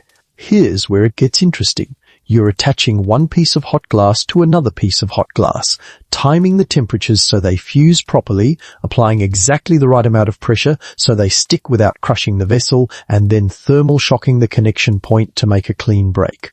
Do it wrong, and you either shatter the entire piece, create a weak attachment that fails catastrophically mid-work, or in the worst cases, end up wearing molten glass like the world's most painful accessory. Stefano approaches with a prepared pontil rod. Has already gathered a small blob of molten glass onto the tip, marvered it into a smooth button shape, and checked that it's at the proper working temperature. Too cool, and it won't stick to the wine glass base. Too hot, and it'll deform the glass it's trying to attach to. He positions himself next to Andrea, who's holding the wine glass horizontally on the blowpipe. The glass is still glowing faintly, still warm enough to work, but cooling steadily. Timing is everything. They've done this transfer hundreds of times together, but there's always risk. Always. Ready, Andrea says, rotating the piece slowly to present the base in perfect alignment. Stefano brings the pontil rod up from below, the hot glass button on its tip glowing orange. He touches it gently, and I mean gently, like a butterfly landing on a flower, if butterflies were made of iron and flowers were worth a week's wages to the center of the wine glass base. Contact. The two masses of glass meet and begin to fuse, molecular bonds forming as the materials merge at their softened surfaces. He holds steady pressure, counting silently in his head. 1 second, 2 seconds, 3, not too long or the base deforms. Not too short or the attachment fails. After maybe 5 seconds, Stefano nods. The pontil is now attached. Andrea takes a thin metal rod and taps it sharply against the blowpipe, just above where the glass connects. This is called cracking off, or sometimes wetting off, if you use water to create thermal shock. The sharp temperature change creates stress fractures right at the connection point. 1 tap, 2 taps, and then cracked the wine glass separates from the blowpipe, now held only by the pontil rod in Stefano's hands. The top rim of the glass is open but rough, the break creating an uneven edge that will need finishing. Except when things go wrong, they go wrong spectacularly. You've seen transfers fail. The pontile doesn't attach properly, and the piece drops to the floor. Several hours of work and expensive materials reduced to broken shards in an instant. Or the cracking off happens asymmetrically, creating a jagged break that runs down into the vessel wall, ruining the piece. Or worst of all, the pontile attaches too aggressively. The thermal differential creates stress fractures throughout the entire piece, and 30 seconds after transfer, the glass spontaneously explodes in the glassmaker's hands. Not explodes. Like a bomb glass shattering is actually fairly tame compared to actual explosives, but explodes enough that you're picking shards out of your arms and hoping none went into your eyes because, again, safety goggles haven't been invented yet. Historians still argue whether the pontile transfer technique was invented in Venice or imported from earlier Islamic glassmaking traditions, but regardless of origin, Murano glassmakers have refined it to a near art form. The key is communication between the two glassmakers. They have to work as a synchronized unit, each anticipating the other's movements, timing their actions to the half second. You've watched Andrea and Stefano work together for months now, and their coordination is almost telepathic. A slight nod, a shift in posture, a barely perceptible rotation of the piece. These micro-communications replace the need for constant verbal instruction. With the wine glass now on the pontile, Stefano can access the open-top rim that was previously blocked by the blowpipe. He returns to the furnace to reheat the rim. Remember, the crack-off created a rough, uneven edge that needs refinement. The rim is reheated until it's soft and glowing. Then he uses the jack tool to create a uniform opening. The iron blades close around the rim, gently compressing and shaping, creating a smooth circular opening. Then he uses heat and gravity together, holding the pontile rod at a slight angle, letting the softened rim flare outward slightly, creating that elegant opening that distinguishes quality stemware. Fire polishing comes next, returning the rim to the furnace one final time, heating it just enough that surface tension causes the glass to smooth itself. Imperfections melt away, rough spots even out, and the rim develops a rounded, polished appearance without any grinding or physical intervention. It's using the glass's own molecular properties to finish itself, and it produces edges that are smoother than any grinding wheel could achieve. The finished rim glows briefly, then begins cooling toward transparency as Stefano rotates it steadily, maintaining even heat distribution. The entire piece is now accessible for final shaping and decoration. Stefano can add applied elements, glass threading, decorative bases, ornamental details, all while the piece is held securely by the pontile. He works quickly because, say it with me, the glass is always cooling and time is always running out. He shapes the stem, pulling and elongating the section between the bowl and the base. He adds a circular foot by gathering a small amount of glass and pressing it flat with a wooden paddle. Each element is added while the piece is still warm enough to fuse properly, creating a unified whole rather than a collection of stuck-together parts. When the piece is finally complete, bowl, stem, and base all properly shaped and proportioned, comes the moment of truth, removing it from the pontile rod. This leaves a rough spot on the base called a pontile mark, or punty mark, a scar from where the rod was attached. In cheaper glass, this mark is left rough. In quality pieces destined for wealthy customers, it gets ground smooth during cold working after the piece has fully cooled. Either way, that small circular scar is your permanent reminder of how the piece was made, a signature written in manufacturing process rather than in letters. Future antique collectors will look for pontile marks to authenticate hand-blown glass versus molded pieces. But right now, you're just relieved that Stefano didn't drop several days' worth of work during the transfer. Small victories. You'll take them where you can get them. Around midday, when the sun is directly overhead and the workshop has achieved its peak temperature, which is to say somewhere between kiln and underworld's waiting room, Vincenzo signals for a break. Not because he's a benevolent employer concerned with worker welfare, but because humans technically need food and water to continue functioning, and replacing dead apprentices is expensive and involves tedious paperwork with the guild. The furnace, of course, gets no break. It continues its relentless roar, consuming fuel, maintaining temperature, being generally immortal and demanding.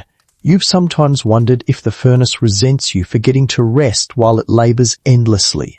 Then you remember it's a clay structure and probably doesn't have opinions, though after 6 months of working here, you're not entirely convinced. The break area is a small courtyard behind the workshop, open to the lagoon breeze that provides maybe 10 degrees of temperature relief compared to being inside. Stone benches worn smooth by generations of glassmakers line the walls. There's a well with questionably clean water and a small table where food gets distributed. Today's meal is the standard workshop fare: dark bread that's only slightly stale, hard cheese that tastes like salted cardboard, some olives that have seen better days, and most importantly weak wine.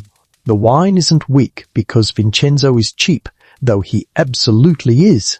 It's weak because giving glassmakers full-strength wine midday when they're about to return to working with molten material at temperatures that can melt copper seems like asking for accidents that would make the Council of Ten's industrial accident reports look bad. You grab your portion and collapse onto a bench next to Tommaso and Marco.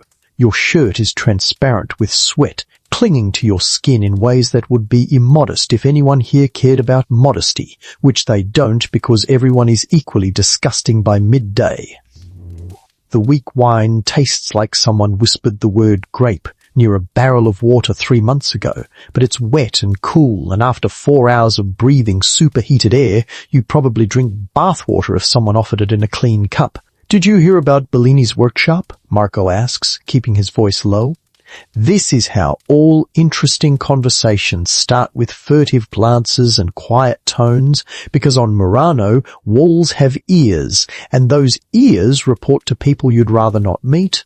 "Which Bellini?" Tommaso asks. There are at least 3 Bellini workshops on the island, because apparently everyone in glass is related to everyone else in glass. The one near the San Pietro church. Apparently, the council sent inspectors yesterday. This gets your attention. Council inspectors appearing at a workshop is never good news. The Council of 10 technically expanded to 17 members, but still called the 10 because Venetian bureaucracy is nothing if not tradition-bound overseas state security, which includes protecting glassmaking secrets.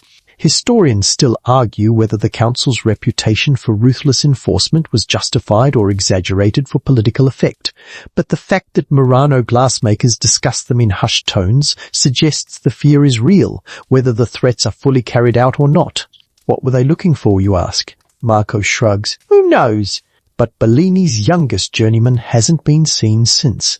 Probably nothing, or probably he's been taken for questioning because someone thought he was talking to French merchants.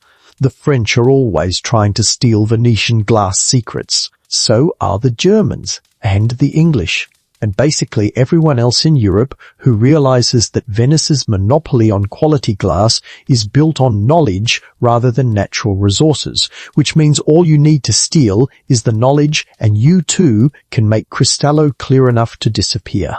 The Republic takes industrial espionage seriously enough that laws exist making it a capital offence for glassmakers to emigrate without permission.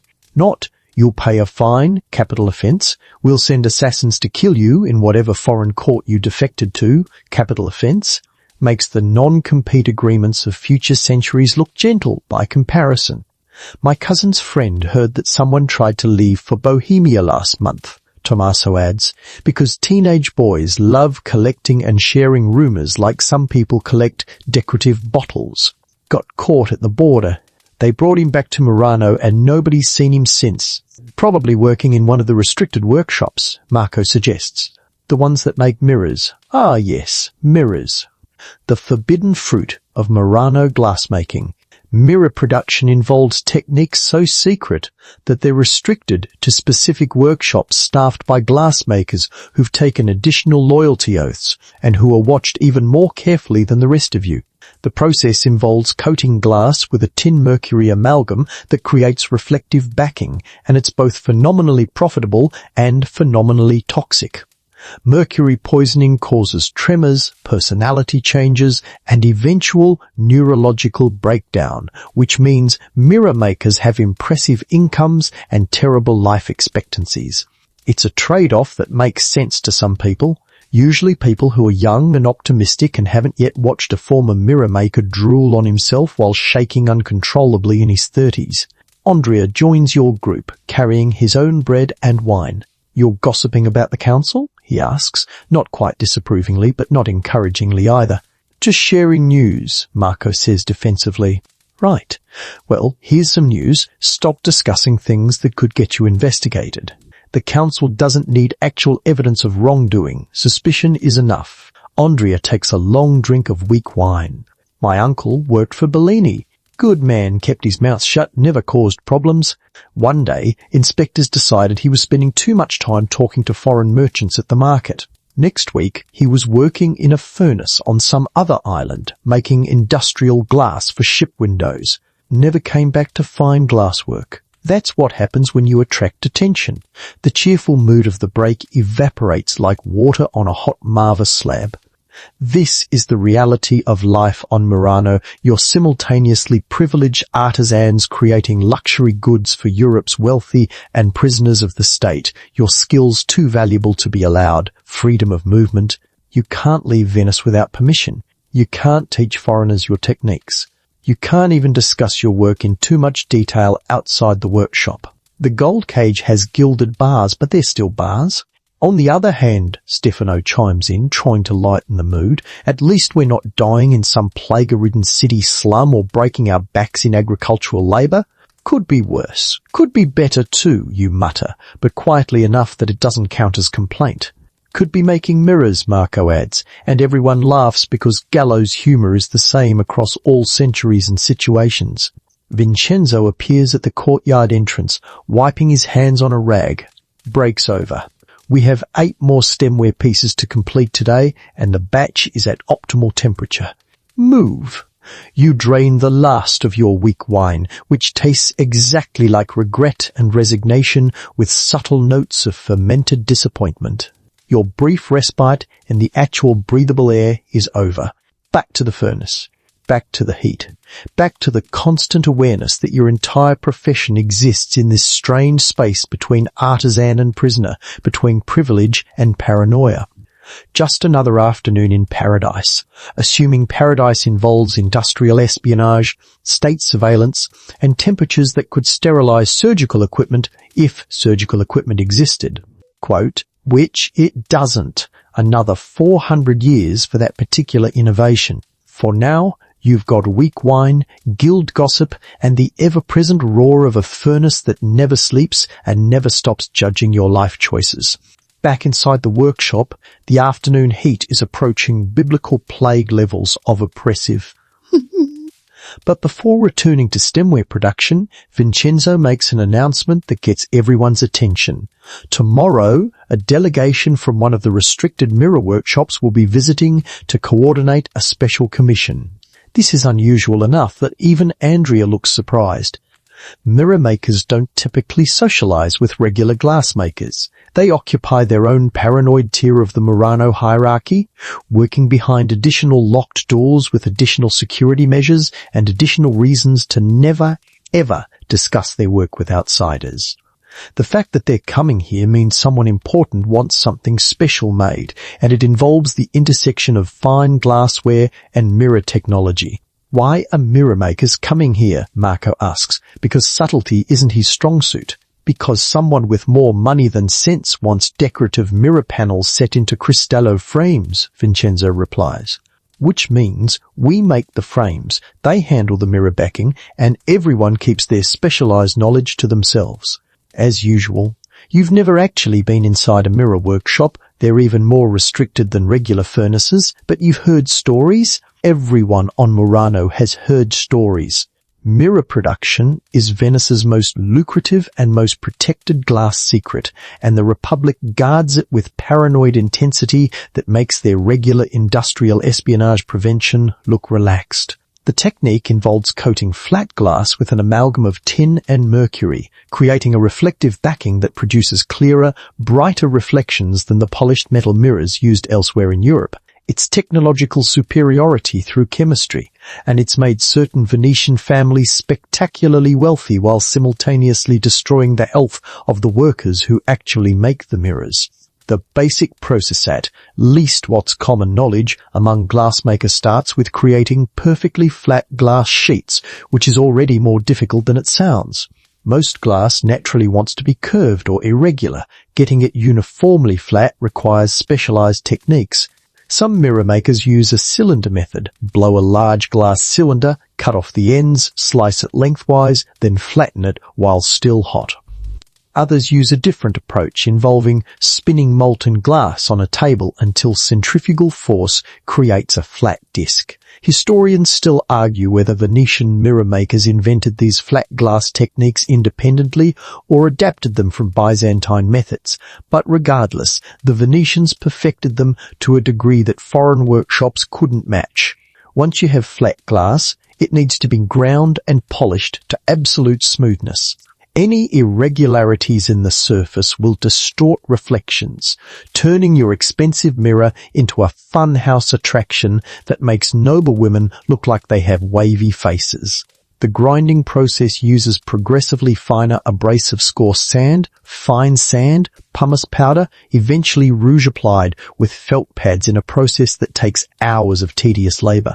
You're essentially creating an optical surface to tolerances that require naked eye inspection because precision measurement tools don't really exist yet.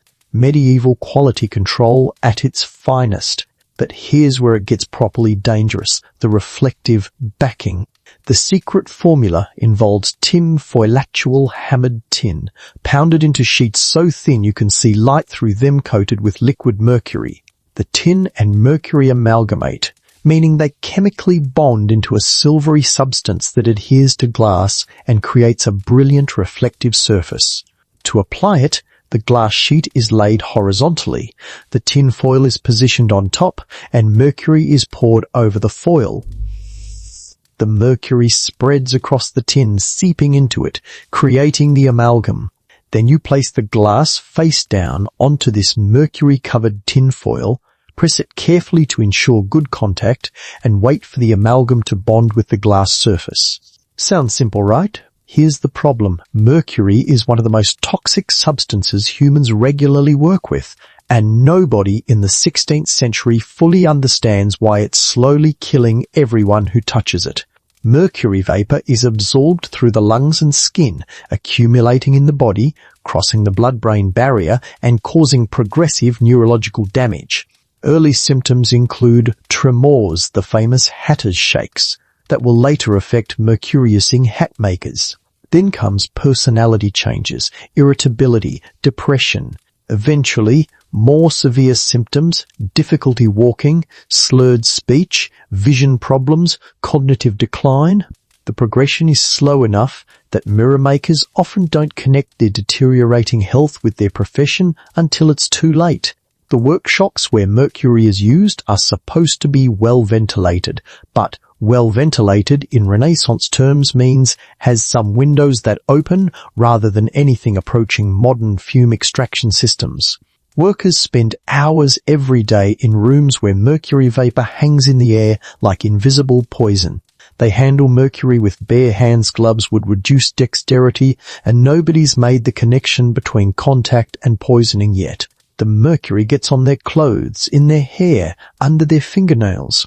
They go home to their families, bringing mercury contamination with them. It's an occupational health disaster unfolding in slow motion, and the only people who seem to notice are the physicians who treat an unusually high number of mirror makers for mysterious nervous disorders. The economic calculations are grimly simple. A mirror maker in his 20s can work productively for maybe 10 to 15 years before the mercury poisoning becomes debilitating. During that time, he'll earn significantly more than regular glassmakers, maybe 3 times the standard wage, because the work is dangerous, specialized, and phenomenally profitable. A high-quality Venetian mirror can sell for the equivalent of a craftsman's annual income. Large mirrors, which are even more difficult to produce, can cost as much as a small house. The markup is astronomical because Venice has a complete monopoly, and foreign nobles desperately want mirrors for their palaces and estates. The Republic protects this monopoly with characteristic Venetian thoroughness. Mirror-making techniques are never written down. Everything is transmitted orally from master to apprentice. The workshops are under constant surveillance by council agents who monitor for any signs that workers are contemplating defection or sharing information. Mirror makers face even stricter travel restrictions than regular glassmakers, and their families are essentially held as insurance against betrayal. If a mirror maker defects to France or England and starts producing Venetian quality mirrors abroad, his family back on Murano will face consequences. It's industrial security through hostage-taking, and it's apparently effective because the secrets remain largely protected for decades. There have been defections. Corsino system is perfect. Foreign governments offer enormous bribes to Murano, mirror makers, titles, estates, lifetime incomes, promises of protection. Some glassmakers take the bait, flee to France or Germany, and attempt to establish rival mirror workshops. The Republic's response is typically to send assassins. Not metaphorical assassins, actual hired killers who track down defectors and terminate them in ways that send clear messages to anyone else considering betrayal. Historians still argue whether these assassinations were as common as Venetian propaganda suggested, or if most defectors simply failed for technical reasons, but the reputation for ruthless enforcement definitely exists. You watch Tommaso grinding cobalt oxide and wonder if he ever fantasizes about defection. Probably, yes, every apprentice does at some point, usually during the worst heat of summer when the furnace feels like torture and the wages feel inadequate and the restrictions feel suffocating. Then you remember the stories about failed defectors, about council investigations, about families left behind to face consequences. And you keep grinding, keep working, keep your treasonous thoughts to yourself. The golden cage might be claustrophobic, but it's better than what happens when you try to escape. Probably, maybe, you'll never know for sure, and that's probably for the best, since certainty on that particular question tends to come with brief, terminal consequences. Speaking of golden cages and spectacular wealth built on sand, let's talk about Cristalla, the product that made all this paranoia worthwhile and turned Venice into the undisputed champion of luxury glassware. Cristallo is Venice's answer to the question, what if glass could be so clear it almost disappears? It's the flagship product, the crown jewel, the thing that makes foreign nobles pay absolutely ridiculous sums of money for drinking vessels that are fundamentally just fancy sand. And today's batch that's been melting in the crucible since before dawn is specifically formulated for Cristallo production, which means Vincenzo has been extra careful about everything from sand selection to additive ratios to furnace temperature management. The name Cristallo derives from the rock crystal natural quartz that's transparent and colorless, that wealthy Romans used to carve into expensive vessels back when glass technology was still primitive. For centuries, rock crystal was the ultimate luxury material for drinking vessels and decorative objects, prized for its clarity and rarity. Then Venetian glassmakers figured out how to create glass that rivals or even exceeds natural crystal in transparency, and suddenly you could produce crystal in a workshop instead of waiting for geological processes to create it over millions of years. Economics loves disruption, and Venice disrupted the high-end tableware market so thoroughly that rock crystal carving basically became a dead profession. Sorry, rock crystal carvers. Technology marches on, usually right over someone's traditional livelihood. The challenge with making truly clear glass is that everything wants to tint it. The silica sand contains trace iron that creates greenish hues. The soda ash might have impurities that add color. The furnace atmosphere can introduce contaminants. Even the crucible material can leach elements into the molten glass. You're fighting a constant battle against chemistry, trying to create absolute clarity from materials that naturally want to be slightly colored. Regular glass, the kind used for windows or cheap vessel stems, to have that characteristic green or brown tint that immediately marks it as inferior. Cristallo needs to be so clear that you can read text through it, so transparent that it seems to dematerialize in your hands. The secret weapon in achieving this clarity is manganese dioxide, the same compound Marco was grinding earlier for purple coloration. But here's where it gets interesting. Manganese is a two-faced additive that behaves completely differently depending on how much you use. In small amounts, we're talking less than 1% of the total batch manganese acts as a decolorizer rather than a colorant. It chemically neutralizes the green tint from iron impurities, essentially cancelling out the unwanted color and leaving the glass clear. It's like using anti-noise to cancel noise, except with color wavelengths. Nobody in this workshop could explain it in terms of oxidation states and light absorption, but they know empirically that the right amount of manganese makes glass clear, while too much makes it purple. Historians still argue whether Venetian glassmakers discovered manganese's decolorizing properties independently or learned it from Islamic glassmaking traditions that had already been using the technique for centuries. The truth is, probably somewhere in the middle knowledge travels through trade routes, through captured technical manuals, through craftsmen who move between cultures. Regardless of who discovered it first, Venetian glassmakers perfected the application, standardizing the ratios and creating consistency that set their product apart from competitors. You can have a secret technique, but if you can't reliably reproduce it, batch after batch, you don't have a product. You have an occasional accident that sometimes works. The Cristallo batch Vincenzo prepared this morning includes approximately 60 pounds of carefully selected silica sand, 15 pounds of purified soda ash, 3 pounds of limestone for stability, and the critical component about half a pound of finely ground manganese dioxide. That's less than 1% of the total batch weight, but it's the difference between glass that looks vaguely green and glass that's so clear it's practically invisible. He also added a small amount of what he calls purified potash, which is probably potassium carbonate refined to remove iron contamination. Every element is selected for minimum color contribution, maximum clarity enhancement. Watching Andrea gather from the Cristallo batch is like watching him gather liquid diamonds. The molten glass on the end of his blowpipe has that characteristic slight warmth to its color, not quite completely colorless, but close enough that once it cools and the eye adjusts, it becomes remarkably transparent. He marvels it, inflates it, begins shaping what will become one of the Doge's stemware pieces. The walls of the vessel are deliberately thinner walls, mean less material between the eye and whatever's behind the glass, enhancing the transparency effect. But thin walls also mean delicate work, higher breakage rates, more skill required. It's all calculated. The difficulty of production is part of what justifies the premium pricing. There's a quality control step that happens with every Cristallo piece, and you're about to witness it. Once Andrea completes the initial shaping, Vincenzo approaches with a critical eye and examines the glass against the light streaming through the workshop windows. He's looking for any color cast, any hint of green or brown that would indicate the batch chemistry wasn't perfect. He's also checking for seed-steiny bubbles trapped in the glass and stones, which are small undissolved particles of raw material or furnace debris.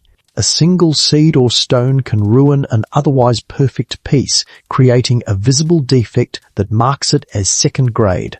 Acceptable clarity, Vincenzo declares after his inspection, but I see 2 seeds near the base. Address them or discard the piece.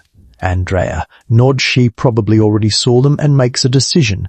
The seeds are small enough that they might be removable through reheating and careful manipulation, using the natural movement of molten glass to draw the bubbles toward an edge where they can be trimmed away. He returns to the furnace, reheats the base section until it's properly molten again, then uses gravity and gentle manipulation to encourage the bubbles to migrate.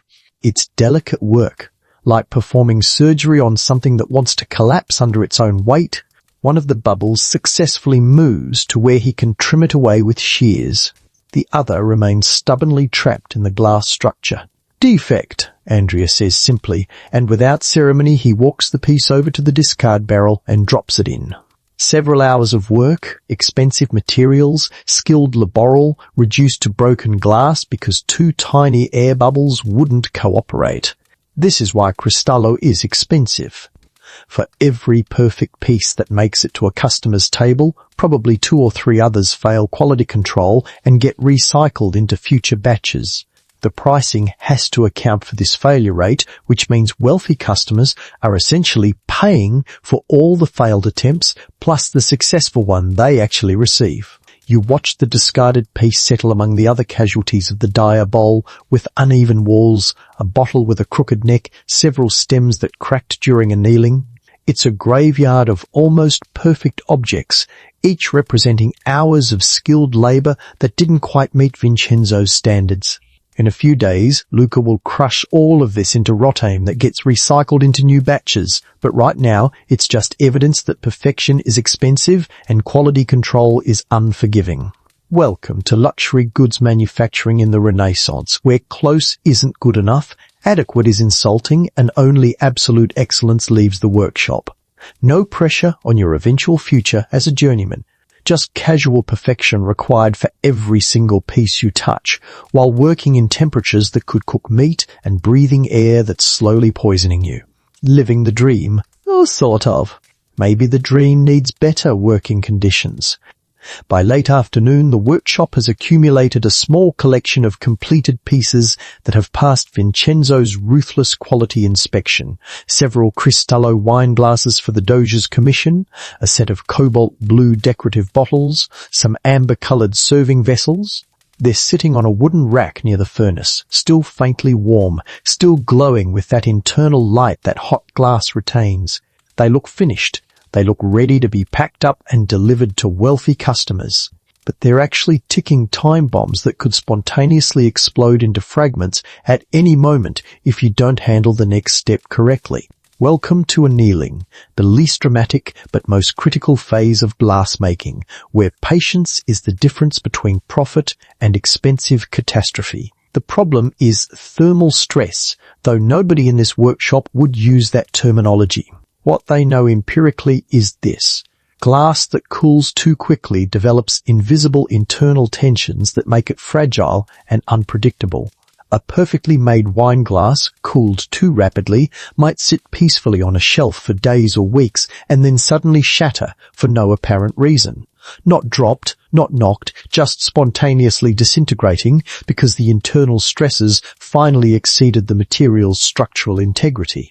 This is deeply embarrassing when it happens to a merchant's expensive purchase, potentially fatal to your reputation when it happens to the Doge's stemware, and guaranteed to result in Vincenzo's legendary temper making an extended appearance. The science behind this, which won't be properly understood for centuries, involves molecular structure and expansion coefficients. When glass cools, the outer surface solidifies first while the interior is still molten.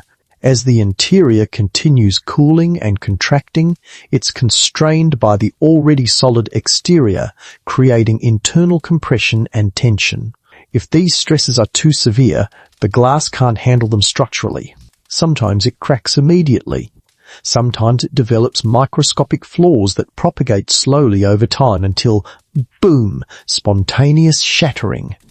It's materials science as a timed, allayed consequence, and it makes quality control extend far beyond the actual manufacturing process. The solution is annealing, controlled, gradual cooling that allows the glass structure to relax and reach equilibrium without developing destructive internal stresses. The annealing oven third chamber of the furnace complexus specifically designed for this purpose. It's maintained at a lower temperature than the working chambers, typically around 400 to 500 degrees Celsius, hot enough to keep the glass above its strain point, the temperature below which stresses become permanent but cool enough that pieces aren't in danger of deforming. You're essentially parking finished pieces in a thermal holding pattern where they can hang out at a safe temperature while their internal structures chill out, literally and figuratively. Stefano is responsible for transferring finished pieces into the annealing oven, a task that requires careful timing and thermal awareness. Each piece is still quite hot when it comes off the pontilto, hot to touch with bare hands, but no longer molten enough to deform under its own weight. He uses long-handled tongs to carefully grasp each vessel and places it into the annealing chamber through a separate access door. The pieces need to be arranged so they're not touching each other. Thermal expansion could cause them to fuse together or crack if they're in contact, and positioned where they'll cool as uniformly as possible. "How long do they stay in there?" Tommaso asks, watching the process with the fascination of someone who's still new enough to find everything interesting. "Depends on thickness and size," Stefano replies, positioning a wine glass carefully on the annealing chamber shelf. "These thin-walled stemware pieces? Maybe 12 hours, minimum. Thicker vessels, bottles, bowls, could be 2 days. Really thick pieces, like those decorative sculptural works some maestros make, those might anneal for a week or more."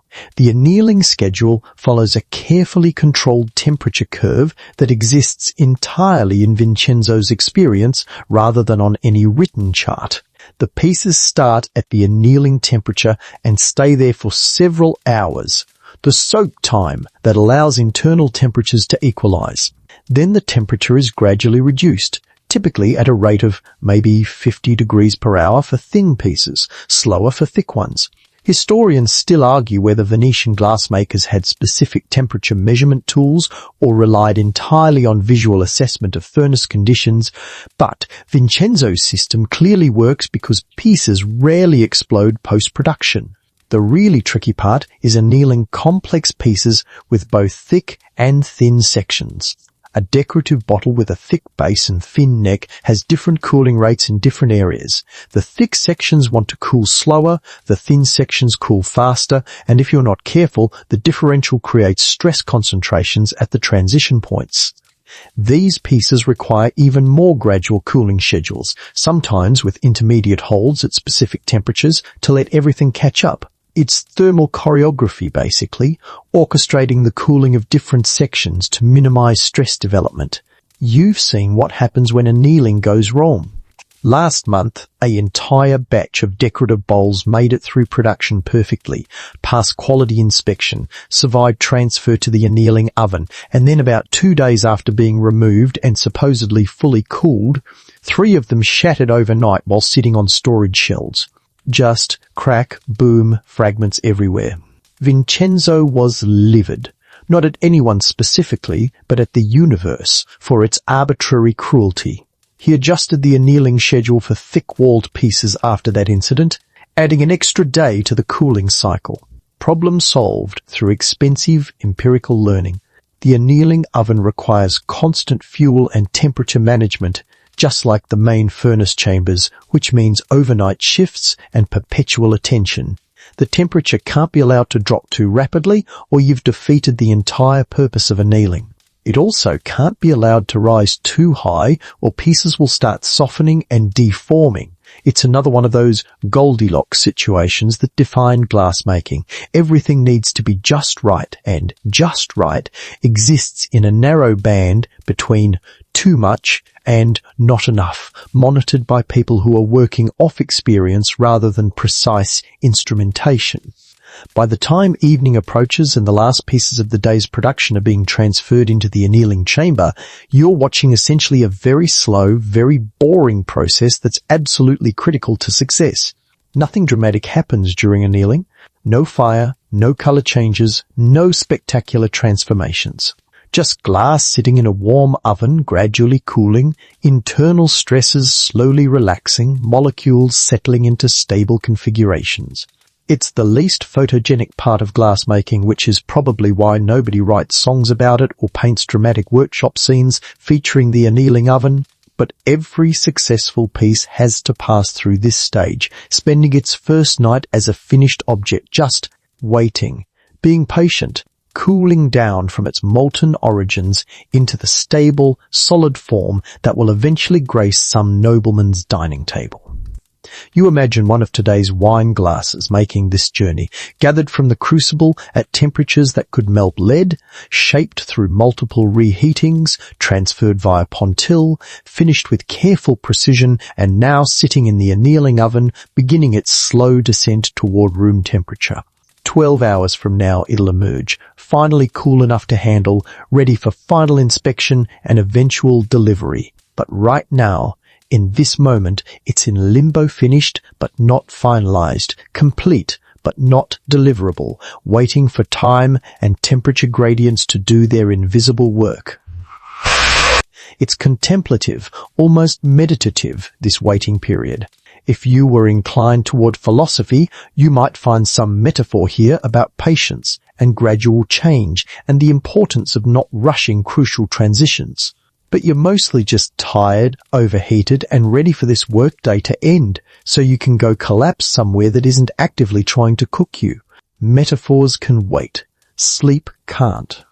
The next morning, after the annealed pieces have completed their overnight cooling cycle and are finally stable enough to handle without protective gear, comes the moment of truth, Vincenzo's final inspection. This is where you discover whether yesterday's hours of work in temperatures resembling the surface of Mercury have produced saleable luxury goods or expensive failures. The maestro approaches the cooling rack where Stefano has carefully arranged the previous day's production, and you can feel the tension in the workshop rise. Vincenzo's quality standards are legendary, by which I mean legendarily harsh. He's rejected pieces for flaws so minor that you needed magnification to see them. He once smashed an entire set of goblets because one had a stem that was 3 degrees off vertical, which you're still not convinced is something measurable by human perception, but here we are. He picks up the first Cristallo wine glass, holding it up to the morning light streaming through the windows. His inspection methodology is systematic. First, overall form and proportion dose. It matched the intended design. Are the elements balanced? Is the symmetry acceptable? Then surface quality, any scratches, tool marks, or irregularities that mar the finish. Then structural assessment, wall thickness, consistency, proper annealing, no visible stress patterns when viewed against polarized light. Wait, polarized light won't be discovered for another 2 centuries. He just squints at it really carefully and trusts his decades of experience. Close enough. Acceptable, he says, setting the first glass aside on the approved section of the table. This is basically the glass-making equivalent of graduating summa cum laude. Don't get praise, you just get not rejected, which is the highest honor Vincenzo bestows. The second glass gets more scrutiny. He rotates it slowly, examines the rim, checks the stem attachment, peers through the bowl looking for seeds or stones or any of the dozen defects that can plague Cristallo. His face shows nothing. He's got the poker face of someone who spent 40 years hiding his reactions from anxious apprentices and journeymen. After what feels like an eternity, but is probably 30 seconds, he sets it down on the approved section. 2 for 2. You're starting to think maybe today will be a good day. The third glass tells a different story. Vincenzo's eyes narrow, never a good sign. He's found something. Cord, he announces, pointing to a faint linear irregularity in the glass wall that you honestly can't see from where you're standing. A cord is a streak of glass with slightly different composition or density than the surrounding material, usually caused by incomplete mixing in the batch or thermal gradients during melting. It's visible as a faint line when light passes through at the right angle, kind of like the stria you get in cheap glass marbles. In regular glass, minor chords are tolerable. In Cristallo destined for the Doge's palace? Absolutely not. Second grade, Vincenzo declares, setting it aside on a different section of the table. Not smash that, would be wasteful, but marked for sale as lesser quality at reduced price. Somewhere, a merchant who supplies middle-class customers rather than nobility will purchase this flawed glass at maybe 60% of the premium price, and someone will own a mostly beautiful wine glass and never notice the cord that offended Vincenzo's expert eye. The economics of imperfection. Your labor wasn't worthless, just worth less. There's probably a life lesson there, but you're too busy hoping the rest of the batch passes inspection to contemplate existential metaphors. The inspection continues through the dozen pieces produced yesterday. Most are approved. Vincenzo's high standards are matched by Andrea and Stefano's high skill levels, which is why they're journeymen and you're still hauling fuel. 2 more pieces get downgraded to second grade, one for slight asymmetry in the base, another for what Vincenzo describes as inadequate fire polish on the rim. Both flaws are invisible to your untrained eye, but you're learning that the difference between luxury goods and merely nice goods exists in details that only experts and obsessive customers can perceive. Then comes the cobalt blue decorative bottle that Stefano made yesterday afternoon. Vincenzo examines it with particular attention because coloured glass has additional failure modes beyond what clear glass faces. Is the colour uniform? Any streaks or splotches? Does it match the client's colour sample? He holds it up, rotates it, checks the bottom where colour can pull too thickly and create dark spots. His expression shifts from neutral to disapproving, which is never good. The neck shows colour fade, he says, pointing to the upper section where the blue is noticeably lighter than the body. This happened because the neck was reheated multiple times during shaping, and each reheating diluted the cobalt concentration slightly through surface evaporation and oxidation. It's a technical problem with a technical cause, and the solution is technical. Reject the piece. But here's where things get interesting. And by interesting, I mean educational in the most painful way possible. Vincenzo doesn't set the bottle aside for second-grade sale. Instead, he walks over to the brick floor near the furnace and drops it. The bottle shatters spectacularly, blue glass fragments scattering across the workspace. Everyone stops working. The workshop goes silent except for the furnace's constant roar. This is what happens to work that shows carelessness, Vincenzo announces, addressing the room. Colour fade means inadequate attention during reheating. Inadequate attention wastes materials, wastes fuel, wastes time, and wastes my reputation. I won't sell obviously flawed work under my name, and I won't let it leave this workshop to represent our standards. Stefano's face is carefully neutral, but you can see his jaw tighten. That bottle represented maybe 3 hours of his work, now reduced to shards that Luca will sweep up and add to the rotem pile. It's a harsh lesson, but Vincenzo's point is clear. Some failures are understandable, unavoidable variations in material behavior, acceptable within tolerance ranges, but some failures represent insufficient care, and those get smashed as object lessons. Historians still argue whether Renaissance workshop masters' teaching methods were pedagogically effective or just needlessly brutal. But standing here watching expensive glass get destroyed for educational purposes, you're inclined toward both can be true simultaneously. The inspection continues. By the end, the approved pile contains 9 pieces out of 15 attempted. The second-grade pile has 3. 3 were destroyed, the colour-faded bottle and 2 other pieces with defects, serious enough that Vincenzo deemed them unworthy of sale even at discount. That's a 60% success rate for premium-grade glass, 40% including second-grade, and about 20% waste. These numbers are actually pretty good for Cristallo production. Some workshops only achieve 30 or 40% premium-grade success rates. But pretty good means nearly half your labour produces less than perfect results, and all the costs, materials, fuel, time still get incurred regardless of outcome. The approved pieces will be packed carefully in straw-lined crates, transported to Venice proper, and delivered to the Doge's purchasing agent, who will inspect them again with his own critical eye before accepting delivery and authorising payment. The second-grade pieces will go to a merchant who specialises in nearly fine glassware for customers who want Murano quality but can't quite afford perfection. And the broken pieces will be recycled, their atoms getting another chance at greatness in future batches. It's the circle of glass life, and it involves way more breakage and harsh critique than Disney probably would have included in their version. You sweep up the blue glass fragments from Stefano's demolished bottle, each shard still carrying that beautiful cobalt colour that wasn't quite uniform enough to meet standards. It seems wasteful, destroying something that's 90% beautiful because the remaining 10% falls short. But this is luxury goods production perfection isn't just the goal, it's the minimum acceptable standard. And you're learning, piece by broken piece, that excellence requires both skill and ruthlessness. Mostly ruthlessness. Skills you can develop over time. The willingness to destroy your own inadequate work, that's the harder lesson. That one takes years. After the sobering reality check of Vincenzo's inspection, the workshop shifts focus to decorative work, the techniques that transform acceptable glass vessels into objects wealthy people will actually pay absurd amounts of money for. Because here's the thing about luxury goods. Basic functionality isn't enough.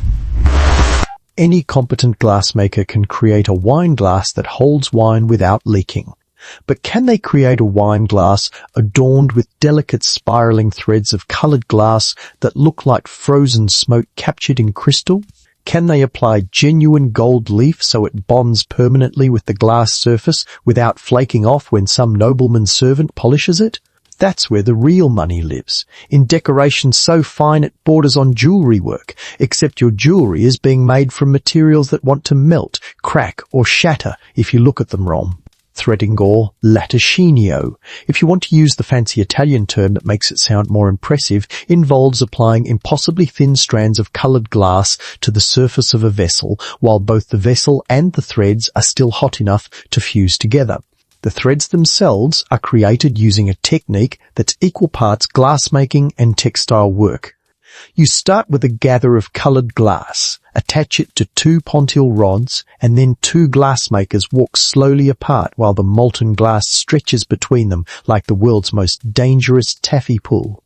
As they walk, maintaining perfect, synchronized speed and tension, the glass elongates into a thin rod called a cane. Keep walking and it gets thinner and thinner. Eventually you're producing glass threads maybe 2 millimeters in diameter, sometimes even finer, that can be cut into manageable lengths and stored for decorative application. You've watched this process and it's simultaneously mesmerizing and anxiety-inducing.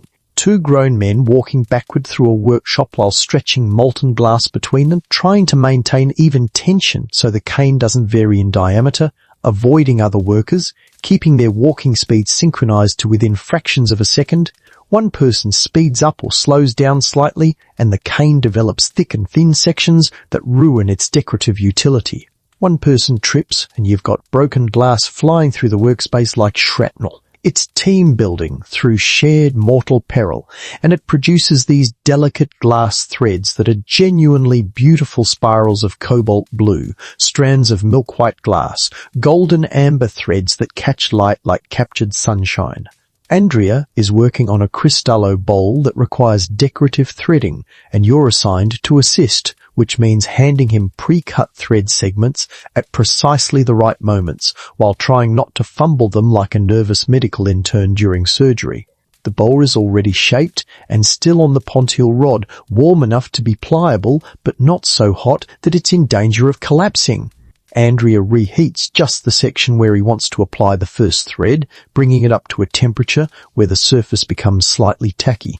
Then he takes a pre-cut length of cobalt blue cane from your nervous hands and presses it gently against the warm glass surface. The thread adheres immediately glass to glass, molecular bonding through heat and surface tension.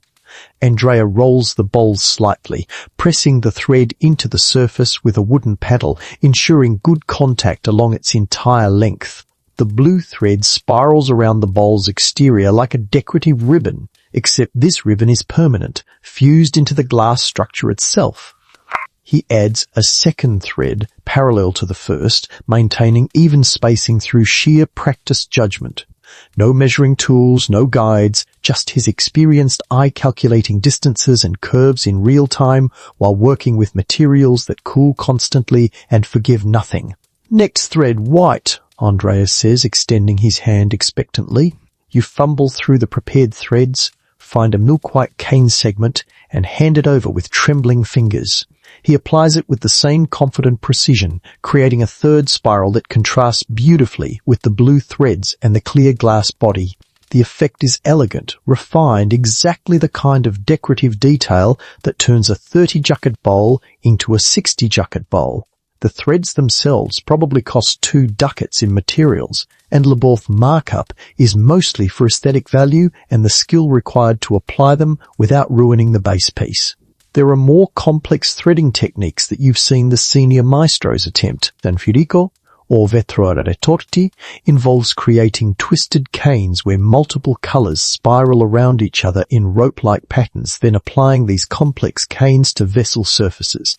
Filigrana techniques create lace-like patterns using white threads arranged in precise geometric layouts.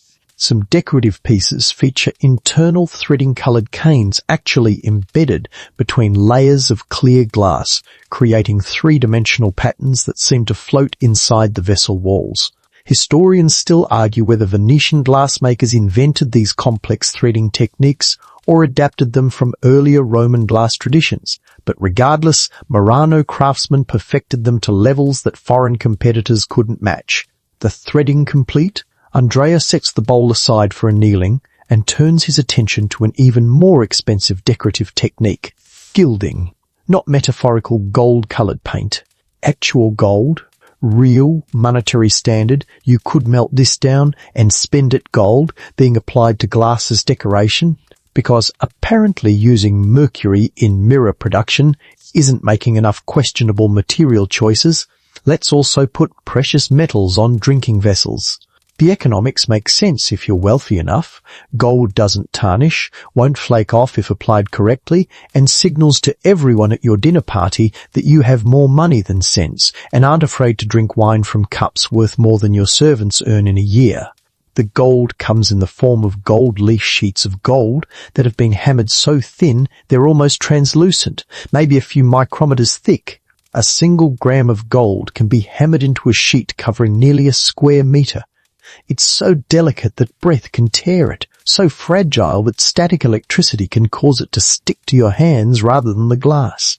Working with gold leaf requires tools made from soft materials that won't scratch the delicate metal badger hair brushes to position the leaf, wooden paddles to press it into place, silk cloths to remove excess fragments. Stefano is preparing a cristallo goblet for gilding the vessel. Needs to be at room temperature for this process, unlike threading which requires heat. He's sketched out a decorative pattern in his mind. Gold bands around the rim, delicate leaf motifs on the bowl. First, he applies a thin layer of sizing mixture that acts as adhesive for the gold leaf.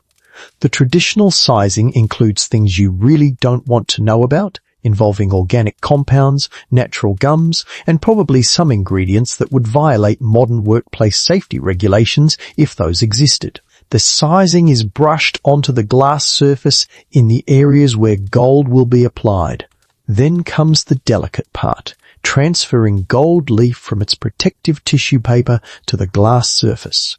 Stefano uses a specialized brush called a gilder's tipper wide, flat brush made from squirrel hair that's been rubbed against his skin to pick up just enough static charge to attract the gold leaf.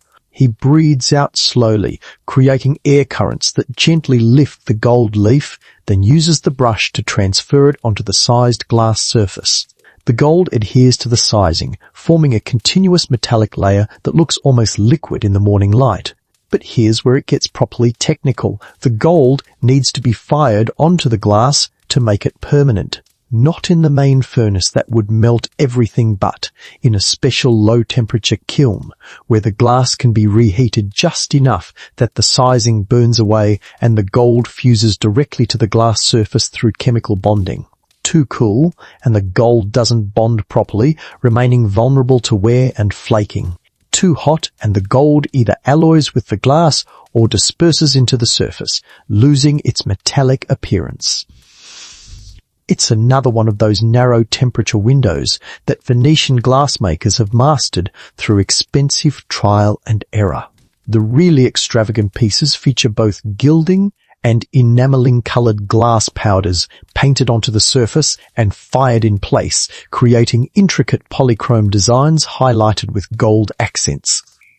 You've seen goblets that look like miniature painted altarpieces, every surface covered with decorative detail, colors and gold competing for attention in ways that are simultaneously breathtaking and slightly overwhelming. These pieces sell for prices that make even Vincenzo whistle in appreciation, usually to collectors who display them in cabinets rather than actually using them for drinking. At that price point, you're not buying a functional object. You're buying a status symbol, a conversation piece, a way to signal wealth so excessive that you can afford to not use things you own. You hand Stefano another sheet of gold leaf, watching it shimmer in the light like captured sunshine trying to escape. The amount of skill, knowledge and material expense going into these decorative techniques is staggering when you really think about it. Threading requires perfect timing and temperature control. Gilding demands delicate touch and precise firing, and both techniques assume you've already successfully created the base glass object without flaws. Any defect in the underlying vessel makes all the decoration worthless. It's compound probability. You need everything to go right at every stage, and each additional complexity multiplies the ways things can fail.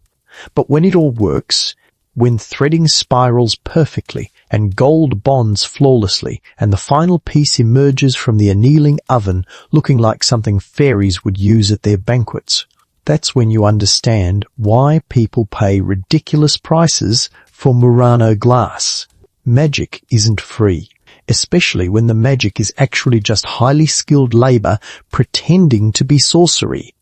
While you're admiring the gold-leafed goblet and imagining the wealthy collector who'll eventually own it, Vincenzo receives a visitor that immediately changes the workshop atmosphere from reasonably tense to everyone suddenly very interested and looking busy. It's a guild representative from the Arte dei Vetrethi Glassmakers Guild that technically exists to protect workers' interests and maintain quality standards, but in practice functions more like a regulatory stranglehold that controls every aspect of your professional existence. The representative is Signor Barbarigo, a former maestro himself who now makes a comfortable living ensuring that no glassmaker anywhere on Murano does anything creative, innovative, or remotely outside the approved techniques without proper permission, documentation, and probably some well-placed bribes. The Arte dei Vetrethi is one of Venice's oldest and most powerful guilds, dating back to at least the 13th century when the Republic first recognized that glassmaking was too economically important to be left unregulated. The guild maintains strict control over who can become a glassmaker, what techniques they can use, how much they can charge, where they can work, and basically every other aspect of professional life. You can't just decide to become a glassmaker. You need to be accepted as an apprentice by a guild-approved maestro, serve your time, usually 7 to 10 years, pass examinations that test both technical skills and knowledge of traditional methods, and pay substantial fees before you're even allowed to touch a blowpipe unsupervised.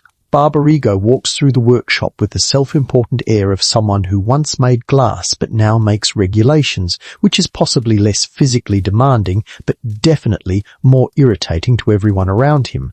He's checking that the workshop maintains proper apprentice-to-journeyman ratios. The guild limits how many apprentices each maestro can employ, partly to maintain training quality, but mostly to restrict the supply of qualified glassmakers and keep wages high for existing members. He's inspecting the finished pieces to ensure they meet guild quality standard. Substandard work reflects badly on all Murano glassmakers and could damage the collective reputation. And he's probably looking for any evidence that Vincenzo is using unapproved techniques which could result in fines, sanctions, or in extreme cases, loss of guild membership and the right to operate a workshop. Your apprentice situation, Barbarigo says, consulting a ledger, shows 3 active apprentices against 2 journeymen. The ratio is acceptable, but I notice you dismissed an apprentice 2 months ago. Did he complete his term? Medical reasons, Vincenzo replies smoothly. Respiratory problems. Couldn't continue the work. This is code for the kid's lungs gave out from silica dust exposure and he was coughing blood, so we sent him away before he died on premises and created paperwork. The Guild doesn't technically acknowledge that glassmaking destroys workers' health. That would raise uncomfortable questions about occupational safety and potentially reduce the pool of willing apprentices. Everyone uses euphemisms like medical reasons, you're unsuited to the profession, when young workers' bodies fail under the demands of the trade. Barbarigo makes a notation. And your production techniques? Still adhering to traditional methods for crystallo batches? Here's where things get interesting in the worst possible way. The Guild doesn't just regulate quality and training, it also controls innovation. Any new technique, any modification to traditional recipes, any creative deviation from established methods requires approval from the Guild Council. This isn't because the Guild is opposed to improvement. It's because uncontrolled innovation could lead to foreign competitors learning new methods or inferior glassmakers producing substandard products using techniques they don't fully understand, or worst of all, successful innovations making traditional masters look obsolete. Historians still argue whether Guild control over innovation helped or hindered Venetian glass industry development, but standing here watching Barbarigo interrogate Vincenzo about batch recipes, you're pretty clear on which side of that debate you'd fall. Traditional methods only, Vincenzo confirms. The manganese ratio follows the standard formula. No experimental additives. This is probably somewhat true and somewhat strategic fiction. Every maestro makes minor adjustments to recipes based on material variations and personal experience, but you learn quickly not to discuss these modifications with Guild representatives. Innovation happens in the shadows, implemented quietly, shared discreetly among trusted colleagues, never documented or officially acknowledged. It's how the industry actually advances despite regulatory frameworks designed to prevent change. But officially, everything is traditional, time-tested, approved by generations of masters who knew what they were doing. The Guild also sets prices, which sounds like consumer protection but really functions as price fixing to benefit Guild members. There are established rates for different types of glass, so many ducats per cristallo wine glass, different rates for coloured pieces, premiums for gilding and threading, bulk discounts for large orders. Maestros can't undercut these prices without facing Guild sanctions, creates unfair competition and degrades the market. They also can't significantly exceed the prices without justification, though this rule is enforced less strictly because charging more doesn't threaten other glassmakers' livelihoods. The practical effect is that all Murano glassmakers charge roughly similar prices, which eliminates price competition and ensures healthy profit margins for everyone. It's a cartel with legal protection and government backing, masquerading as quality assurance. Your pricing for the Doge's Commission, Barbarigo inquires. Standard Guild rates for premium cristallo stemware, plus the decorative threading surcharge, Vincenzo replies. All documented in the commission contract. Even working for the Doge, theoretically, the most powerful person in Venice doesn't exempt you from Guild pricing rules. The rates are the rates, established by collective agreement, enforced by social pressure and official sanctions. This is actually pretty radical for the 16th century, a trades organization successfully dictating terms to nobility and government, using monopoly control over a valuable commodity as leverage. The glassmakers have what economists would call significant market power, though they probably just call it, we're the only people who know how to make this stuff, so you'll pay what we charge or go without. The inspection continues through the workshop checking that fuel sources are approved vendors. The Guild has deals with specific wood suppliers, naturally, verifying that imported materials like cobalt and soda ash come through Guild-authorized merchants, can't have maestros shopping around for better prices, ensuring that no foreign workers are employed without proper documentation, protecting Guild members' jobs from outside competition. It's comprehensive regulatory oversight that would make modern bureaucrats nod in appreciation, while simultaneously making anyone who values creative freedom want to scream into a pillow. But here's the thing. As much as the guild stifles innovation and restricts freedom, it also maintains quality and protects workers from complete exploitation. Without the guild, individual maestros could undercut each other's prices into poverty. Apprentices could be abused without recourse. Quality standards could collapse as workshops competed on price rather than craftsmanship. The guild provides structure, training standards, dispute resolution, collective bargaining power against wealthy customers who might otherwise dictate terms. It's a protection racket that actually provides protection, which is more than you can say for some protection rackets. Barbarigo completes his inspection with minimal findings, few minor documentation issues that Vincenzo promises to address, nothing serious enough to warrant fines or sanctions. As the guild representative departs, the workshop collectively exhales.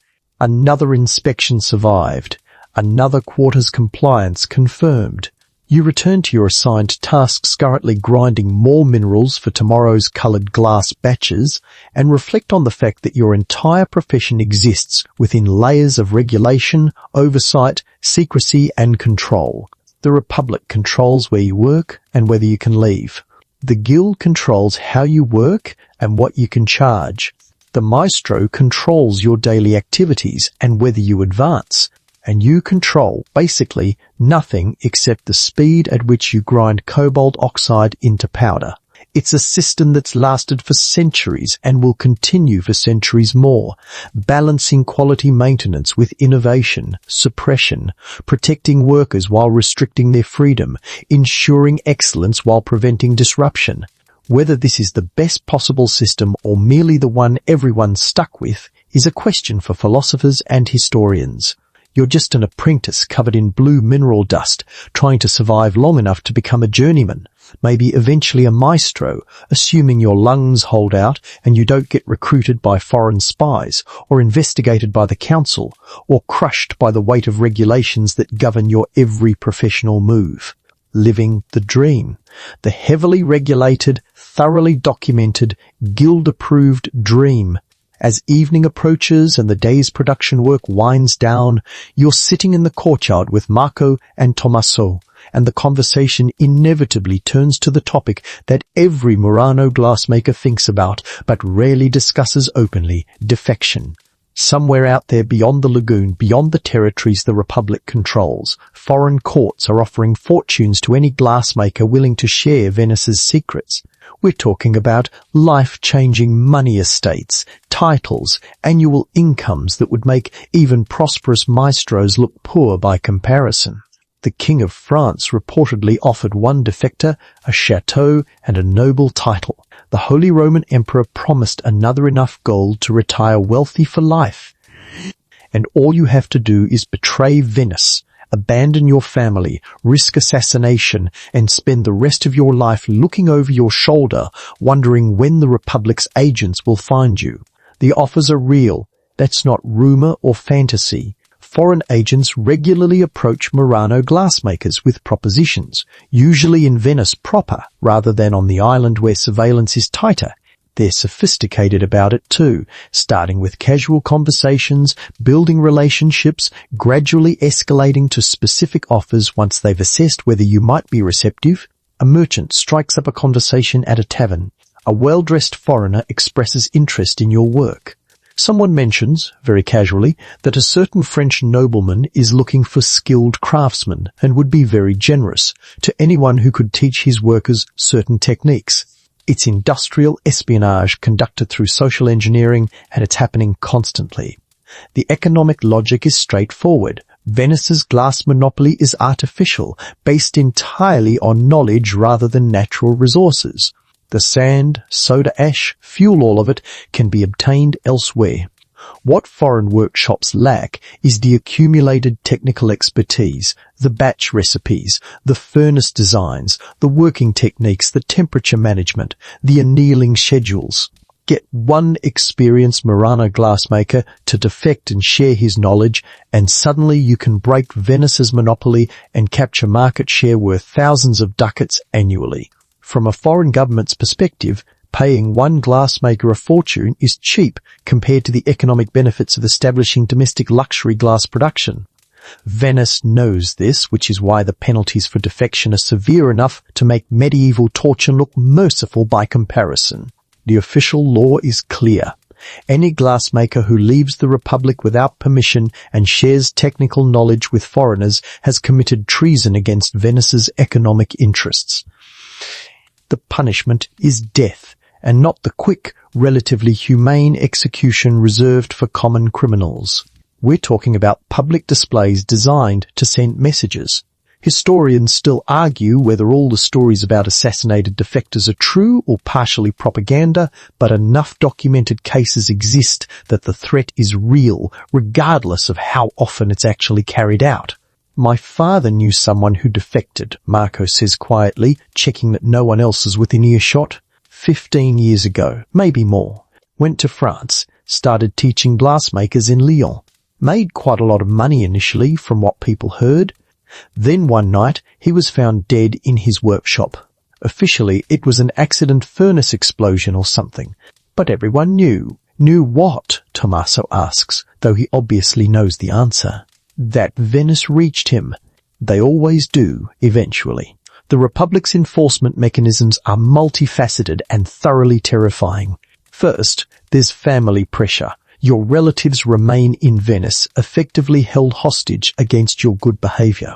If you defect, your father might find his workshop suddenly facing extra scrutiny from council inspectors.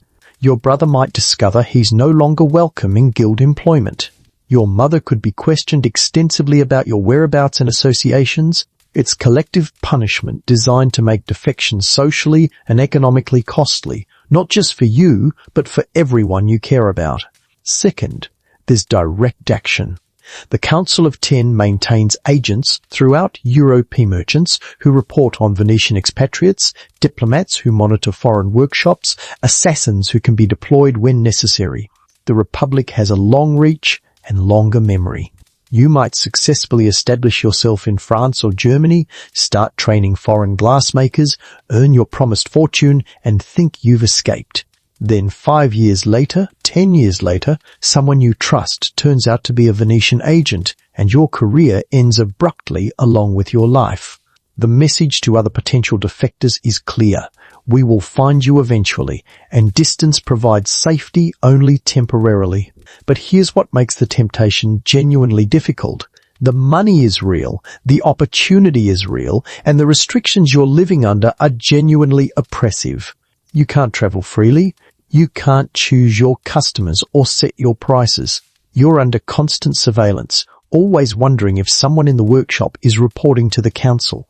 The guild controls your professional life. The Republic controls your physical movement, and your prospects for real wealth or independence are severely limited unless you inherit or marry into a prosperous workshop. Meanwhile, foreign courts are offering immediate riches and relative freedom in exchange for knowledge you possess naturally through years of training.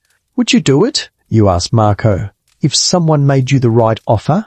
He's quiet for a moment, staring at the lagoon. Honestly, I think about it sometimes.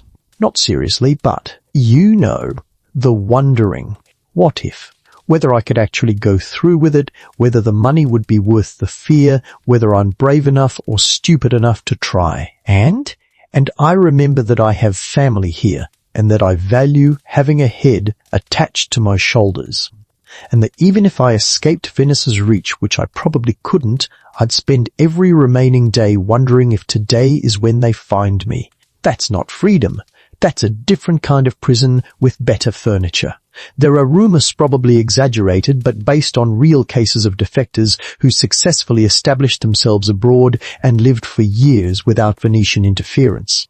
Some supposedly changed their names, moved to remote locations, worked quietly without attracting attention. Others allegedly made deals with powerful foreign nobles who provided protection in exchange for the glassmaking knowledge.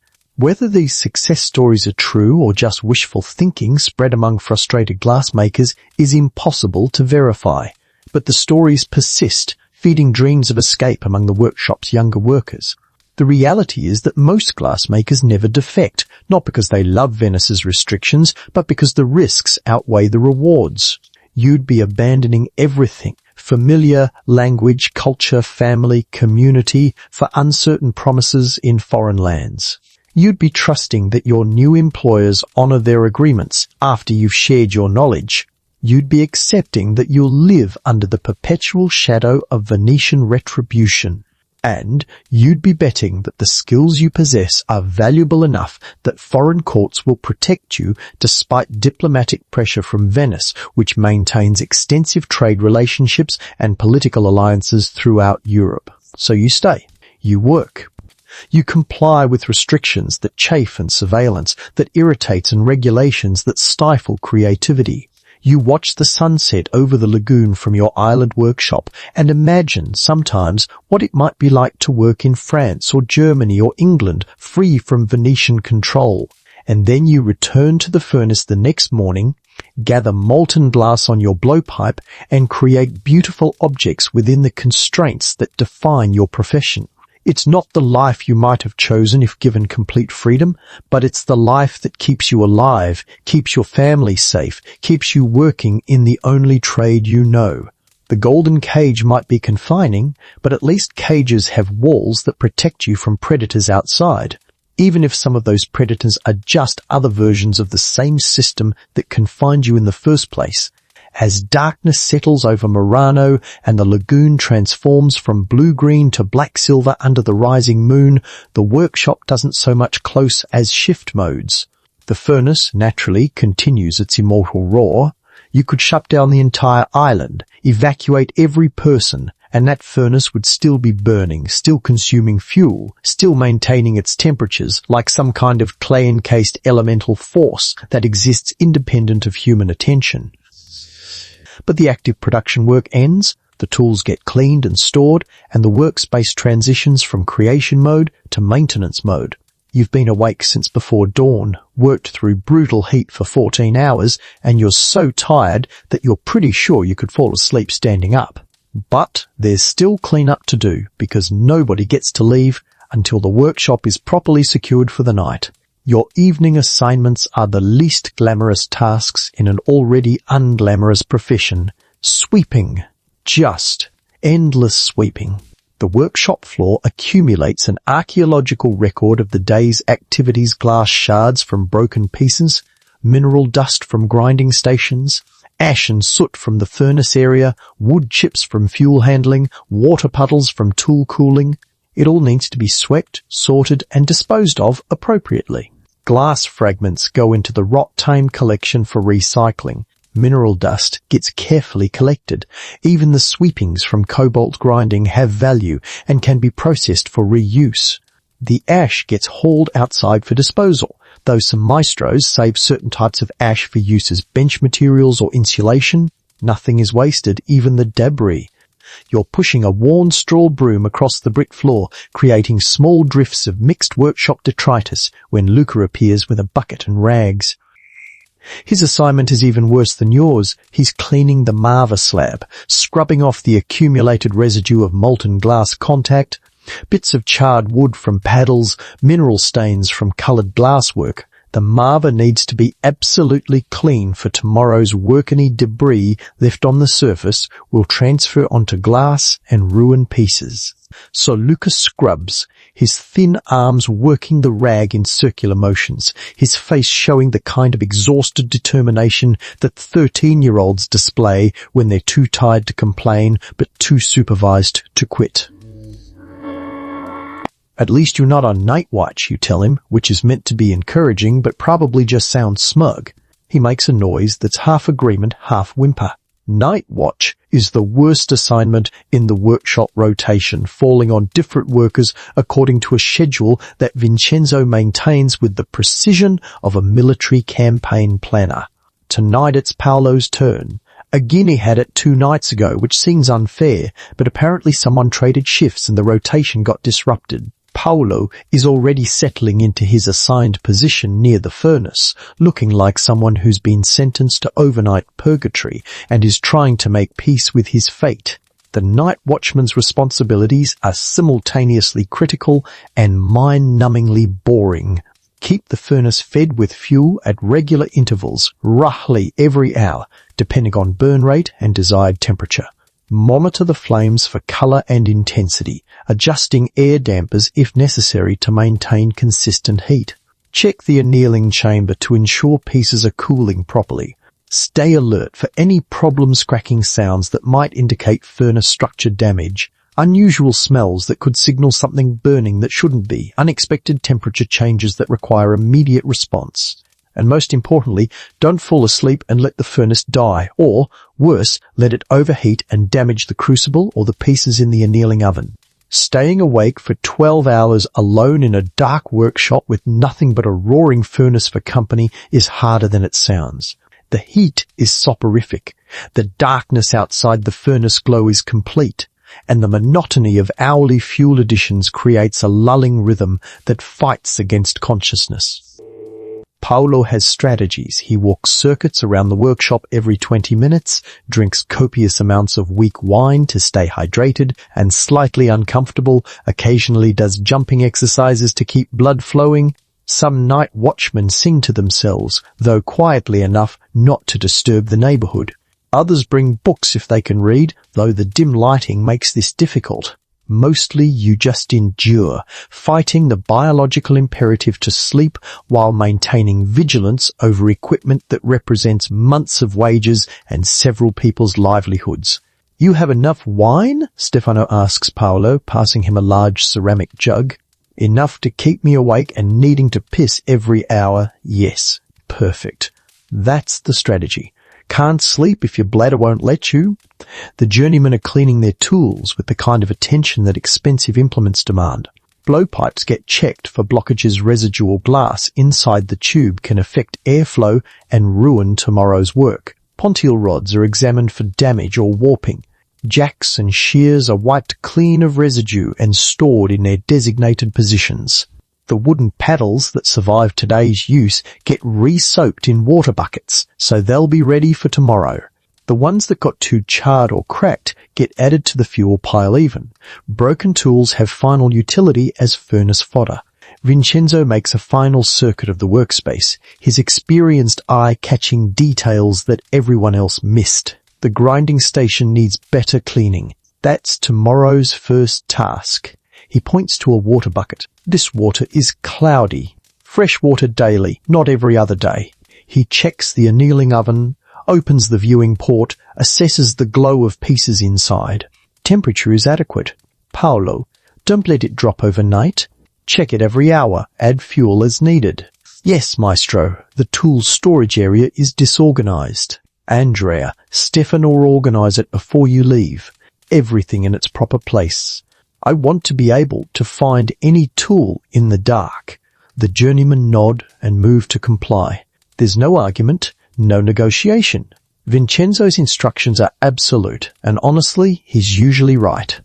A disorganized workshop is a dangerous workshop, especially when you're working with materials that can cause serious injury and doing complex procedures that require specific tools at specific moments. Everything has its place. Every place is labeled, even if the labels are just memorized positions rather than written tags. And deviation from the system is how accidents happen. By the time full darkness has settled and the only light in the workshop comes from the furnace glow and a few oil lamps, the cleanup is complete. The floor is swept, tools are stored, work surfaces are cleaned, fuel is stacked for Paolo's overnight needs. The workshop looks almost peaceful in the dim light, the brick walls reflecting orange furnace glow, shadows dancing across the ceiling, the sound of flames replacing the day's chaos of production noise. It's the same workshop where you spent 14 hours sweating and working and occasionally fearing for your extremities, but at night it transforms into something almost meditative. Almost. If you ignore the oppressive heat and the knowledge that Paolo is about to spend 12 hours alone in here fighting consciousness, you, Tommaso, Marco, and the journeyman head toward the door, leaving Paolo to his solitary vigil. He's settled onto a stool with his wine jug, already looking resigned to his fate. "Don't let me die of boredom," he calls after you. "You won't die of boredom," Stefano replies. "You'll die of mercury poisoning like everyone else." But that takes years, so you're fine for tonight. It's gallows humor again, but Paolo laughs because what else can you do? You step out into the cold February night air, and the temperature difference is shocking after 14 hours in furnace heat. Your sweat-soaked clothes immediately start feeling clammy. The lagoon breeze cuts through the fabric. You're simultaneously overheated and chilled, exhausted and wired with residual adrenaline ready to collapse, but knowing you'll probably lie awake for another hour while your body processes the day's thermal abuse and physical demands. Just another evening on Murano, the island paradise where glassmakers live, work and contemplate their life choices while the furnace that never sleeps continues roaring behind them. You walk through Murano's narrow streets toward your quarters, passing other workshops with their own furnaces glowing in the darkness, their own night watchmen settling in for solitary vigils. The island is quiet at this hour most. Glassmakers keep similar schedules, rising before dawn and collapsing after sunset, their lives synchronized to furnace rhythms rather than normal human circadian patterns. You pass the church of San Pietro Martir with its brick campanile silhouetted against the night sky, past workshops whose names you know by reputation even if you've never been inside, the Baravier family compound where they've been making glass since the 1200s, the Seguiso workshop famous for their aventurine glass with gold flecks that shimmer like trapped starlight. Murano is small. You can walk from one end to the other in maybe 20 minutes if you're moving with purpose. It's not technically one island, but several connected by bridges, creating a miniature archipelago in the Venetian lagoon. And it's your prison, though calling it that feels simultaneously accurate and ungrateful.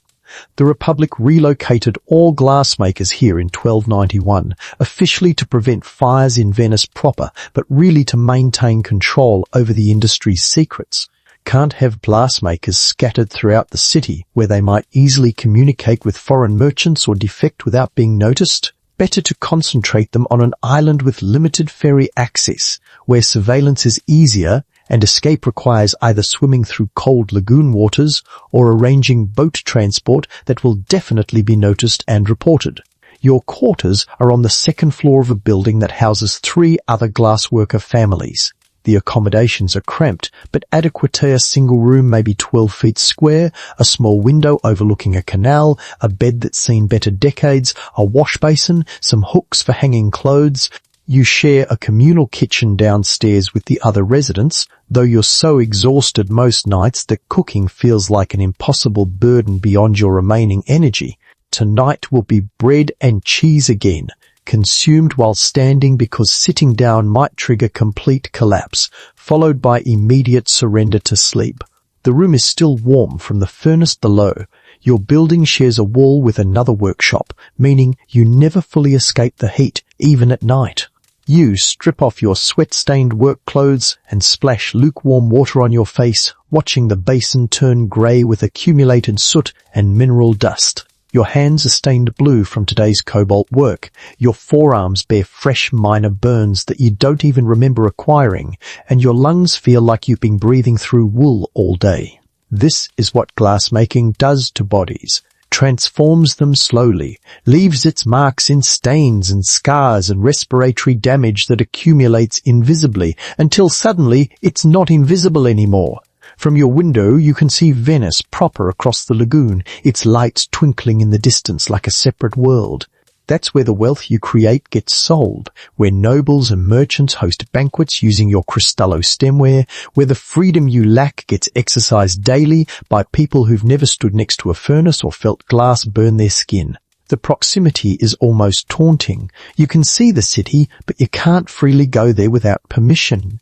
You're simultaneously essential to Venice's economy and confined to this island specifically because you're essential. Value creates restrictions. Knowledge creates captivity. It's the fundamental paradox of your profession. The more skilled you become, the less free you are. But here's what keeps you here. Beyond the threats and restrictions and surveillance, this is your craft. Despite everything, the heat, the danger, the guild regulations, the Republic's control, the occupational hazards slowly destroying your health, there's something irreducibly meaningful about transforming sand into objects of beauty, about gathering molten glass and feeling it respond to your breath and rotation, about watching colors bloom in crucibles and threads spiral around vessels and gold leaf bond with crystal clear surfaces. You're participating in transformation, in creation, in the ancient human impulse to take raw materials and make them into something more than they were. Tomorrow you'll wake before dawn to the furnace heat rising through the floorboards. You'll spend another 14 hours sweating and working and occasionally burning yourself. You'll grind minerals and haul fuel and assist journeymen with tasks that require precision you're still developing. And sometime, if you survive long enough and learn enough and don't get recruited by foreign spies or investigated by the council or killed by the cumulative health effects of your profession, you'll become a journeyman yourself. Maybe eventually a maestro. Maybe even someone whose work is famous enough that nobles request it specifically. But for now, you're just an apprentice on an island prison that's somehow also paradise, lying down on a straw mattress that's too warm, listening to the distant roar of furnaces that never sleep, feeling exhaustion pull you toward unconsciousness like gravity pulling glass toward the floor. The workshop sounds fade slowly as sleep approaches, the roar of distant furnaces becoming like ocean waves, constant and rhythmic, a lullable reminder that tomorrow will be the same as today, the same patterns repeating, the same heat and work and transformation happening again and again, an endless cycle that feels almost comforting in its predictability. Your breathing slows, deepens, matching the steady rhythm of the furnace breath that permeates everything on this island. The lagoon water laps gently against the embankment outside your window, creating soft sounds that blend with the furnace roar into something like music, something peaceful despite its industrial origins. You're sinking now, drifting, the day's memories already starting to blur at the edges. Was it cobalt or manganese you ground this morning? Did Andrea make 8 wine glasses or 9? The details dissolve like morning mist over water, unimportant now, just scattered impressions of heat and light and molten color flowing through your fading consciousness.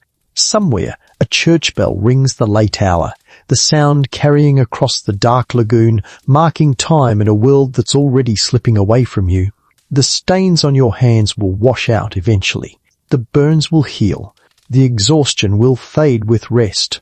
Everything passes, everything transforms, just like glass moving from sand to liquid to solid, from raw material to finished beauty, from one state to another through the application of heat and time and patient waiting. Your last thoughts are of tomorrow's work, but they're gentle thoughts now, without anxiety, just the quiet knowledge that the furnace will be there, always there, burning through the night while you sleep, maintained by Paolo's solitary vigil, waiting for your return. The workshop will be the same. The tools will be in their places. The glass will be ready to gather and shape and transform. Everything continuing, everything constant, the ancient craft persisting through your rest and waking into another day of creation. The darkness behind your eyes is warm now, welcoming, lit with faint after-images of furnace glow that slowly dim and fade and finally go dark completely as sleep claims you at last, pulling you down into depths where there's no heat, no work, no restrictions, just the peaceful void of dreamless rest. The island sleeps around you. The lagoon breathes its tidal rhythm, and somewhere in the darkness, furnaces burn on through the night, keeping their ancient vigil, holding their molten secrets, glowing softly like the last embers of consciousness, fading into the gentle darkness of sleep.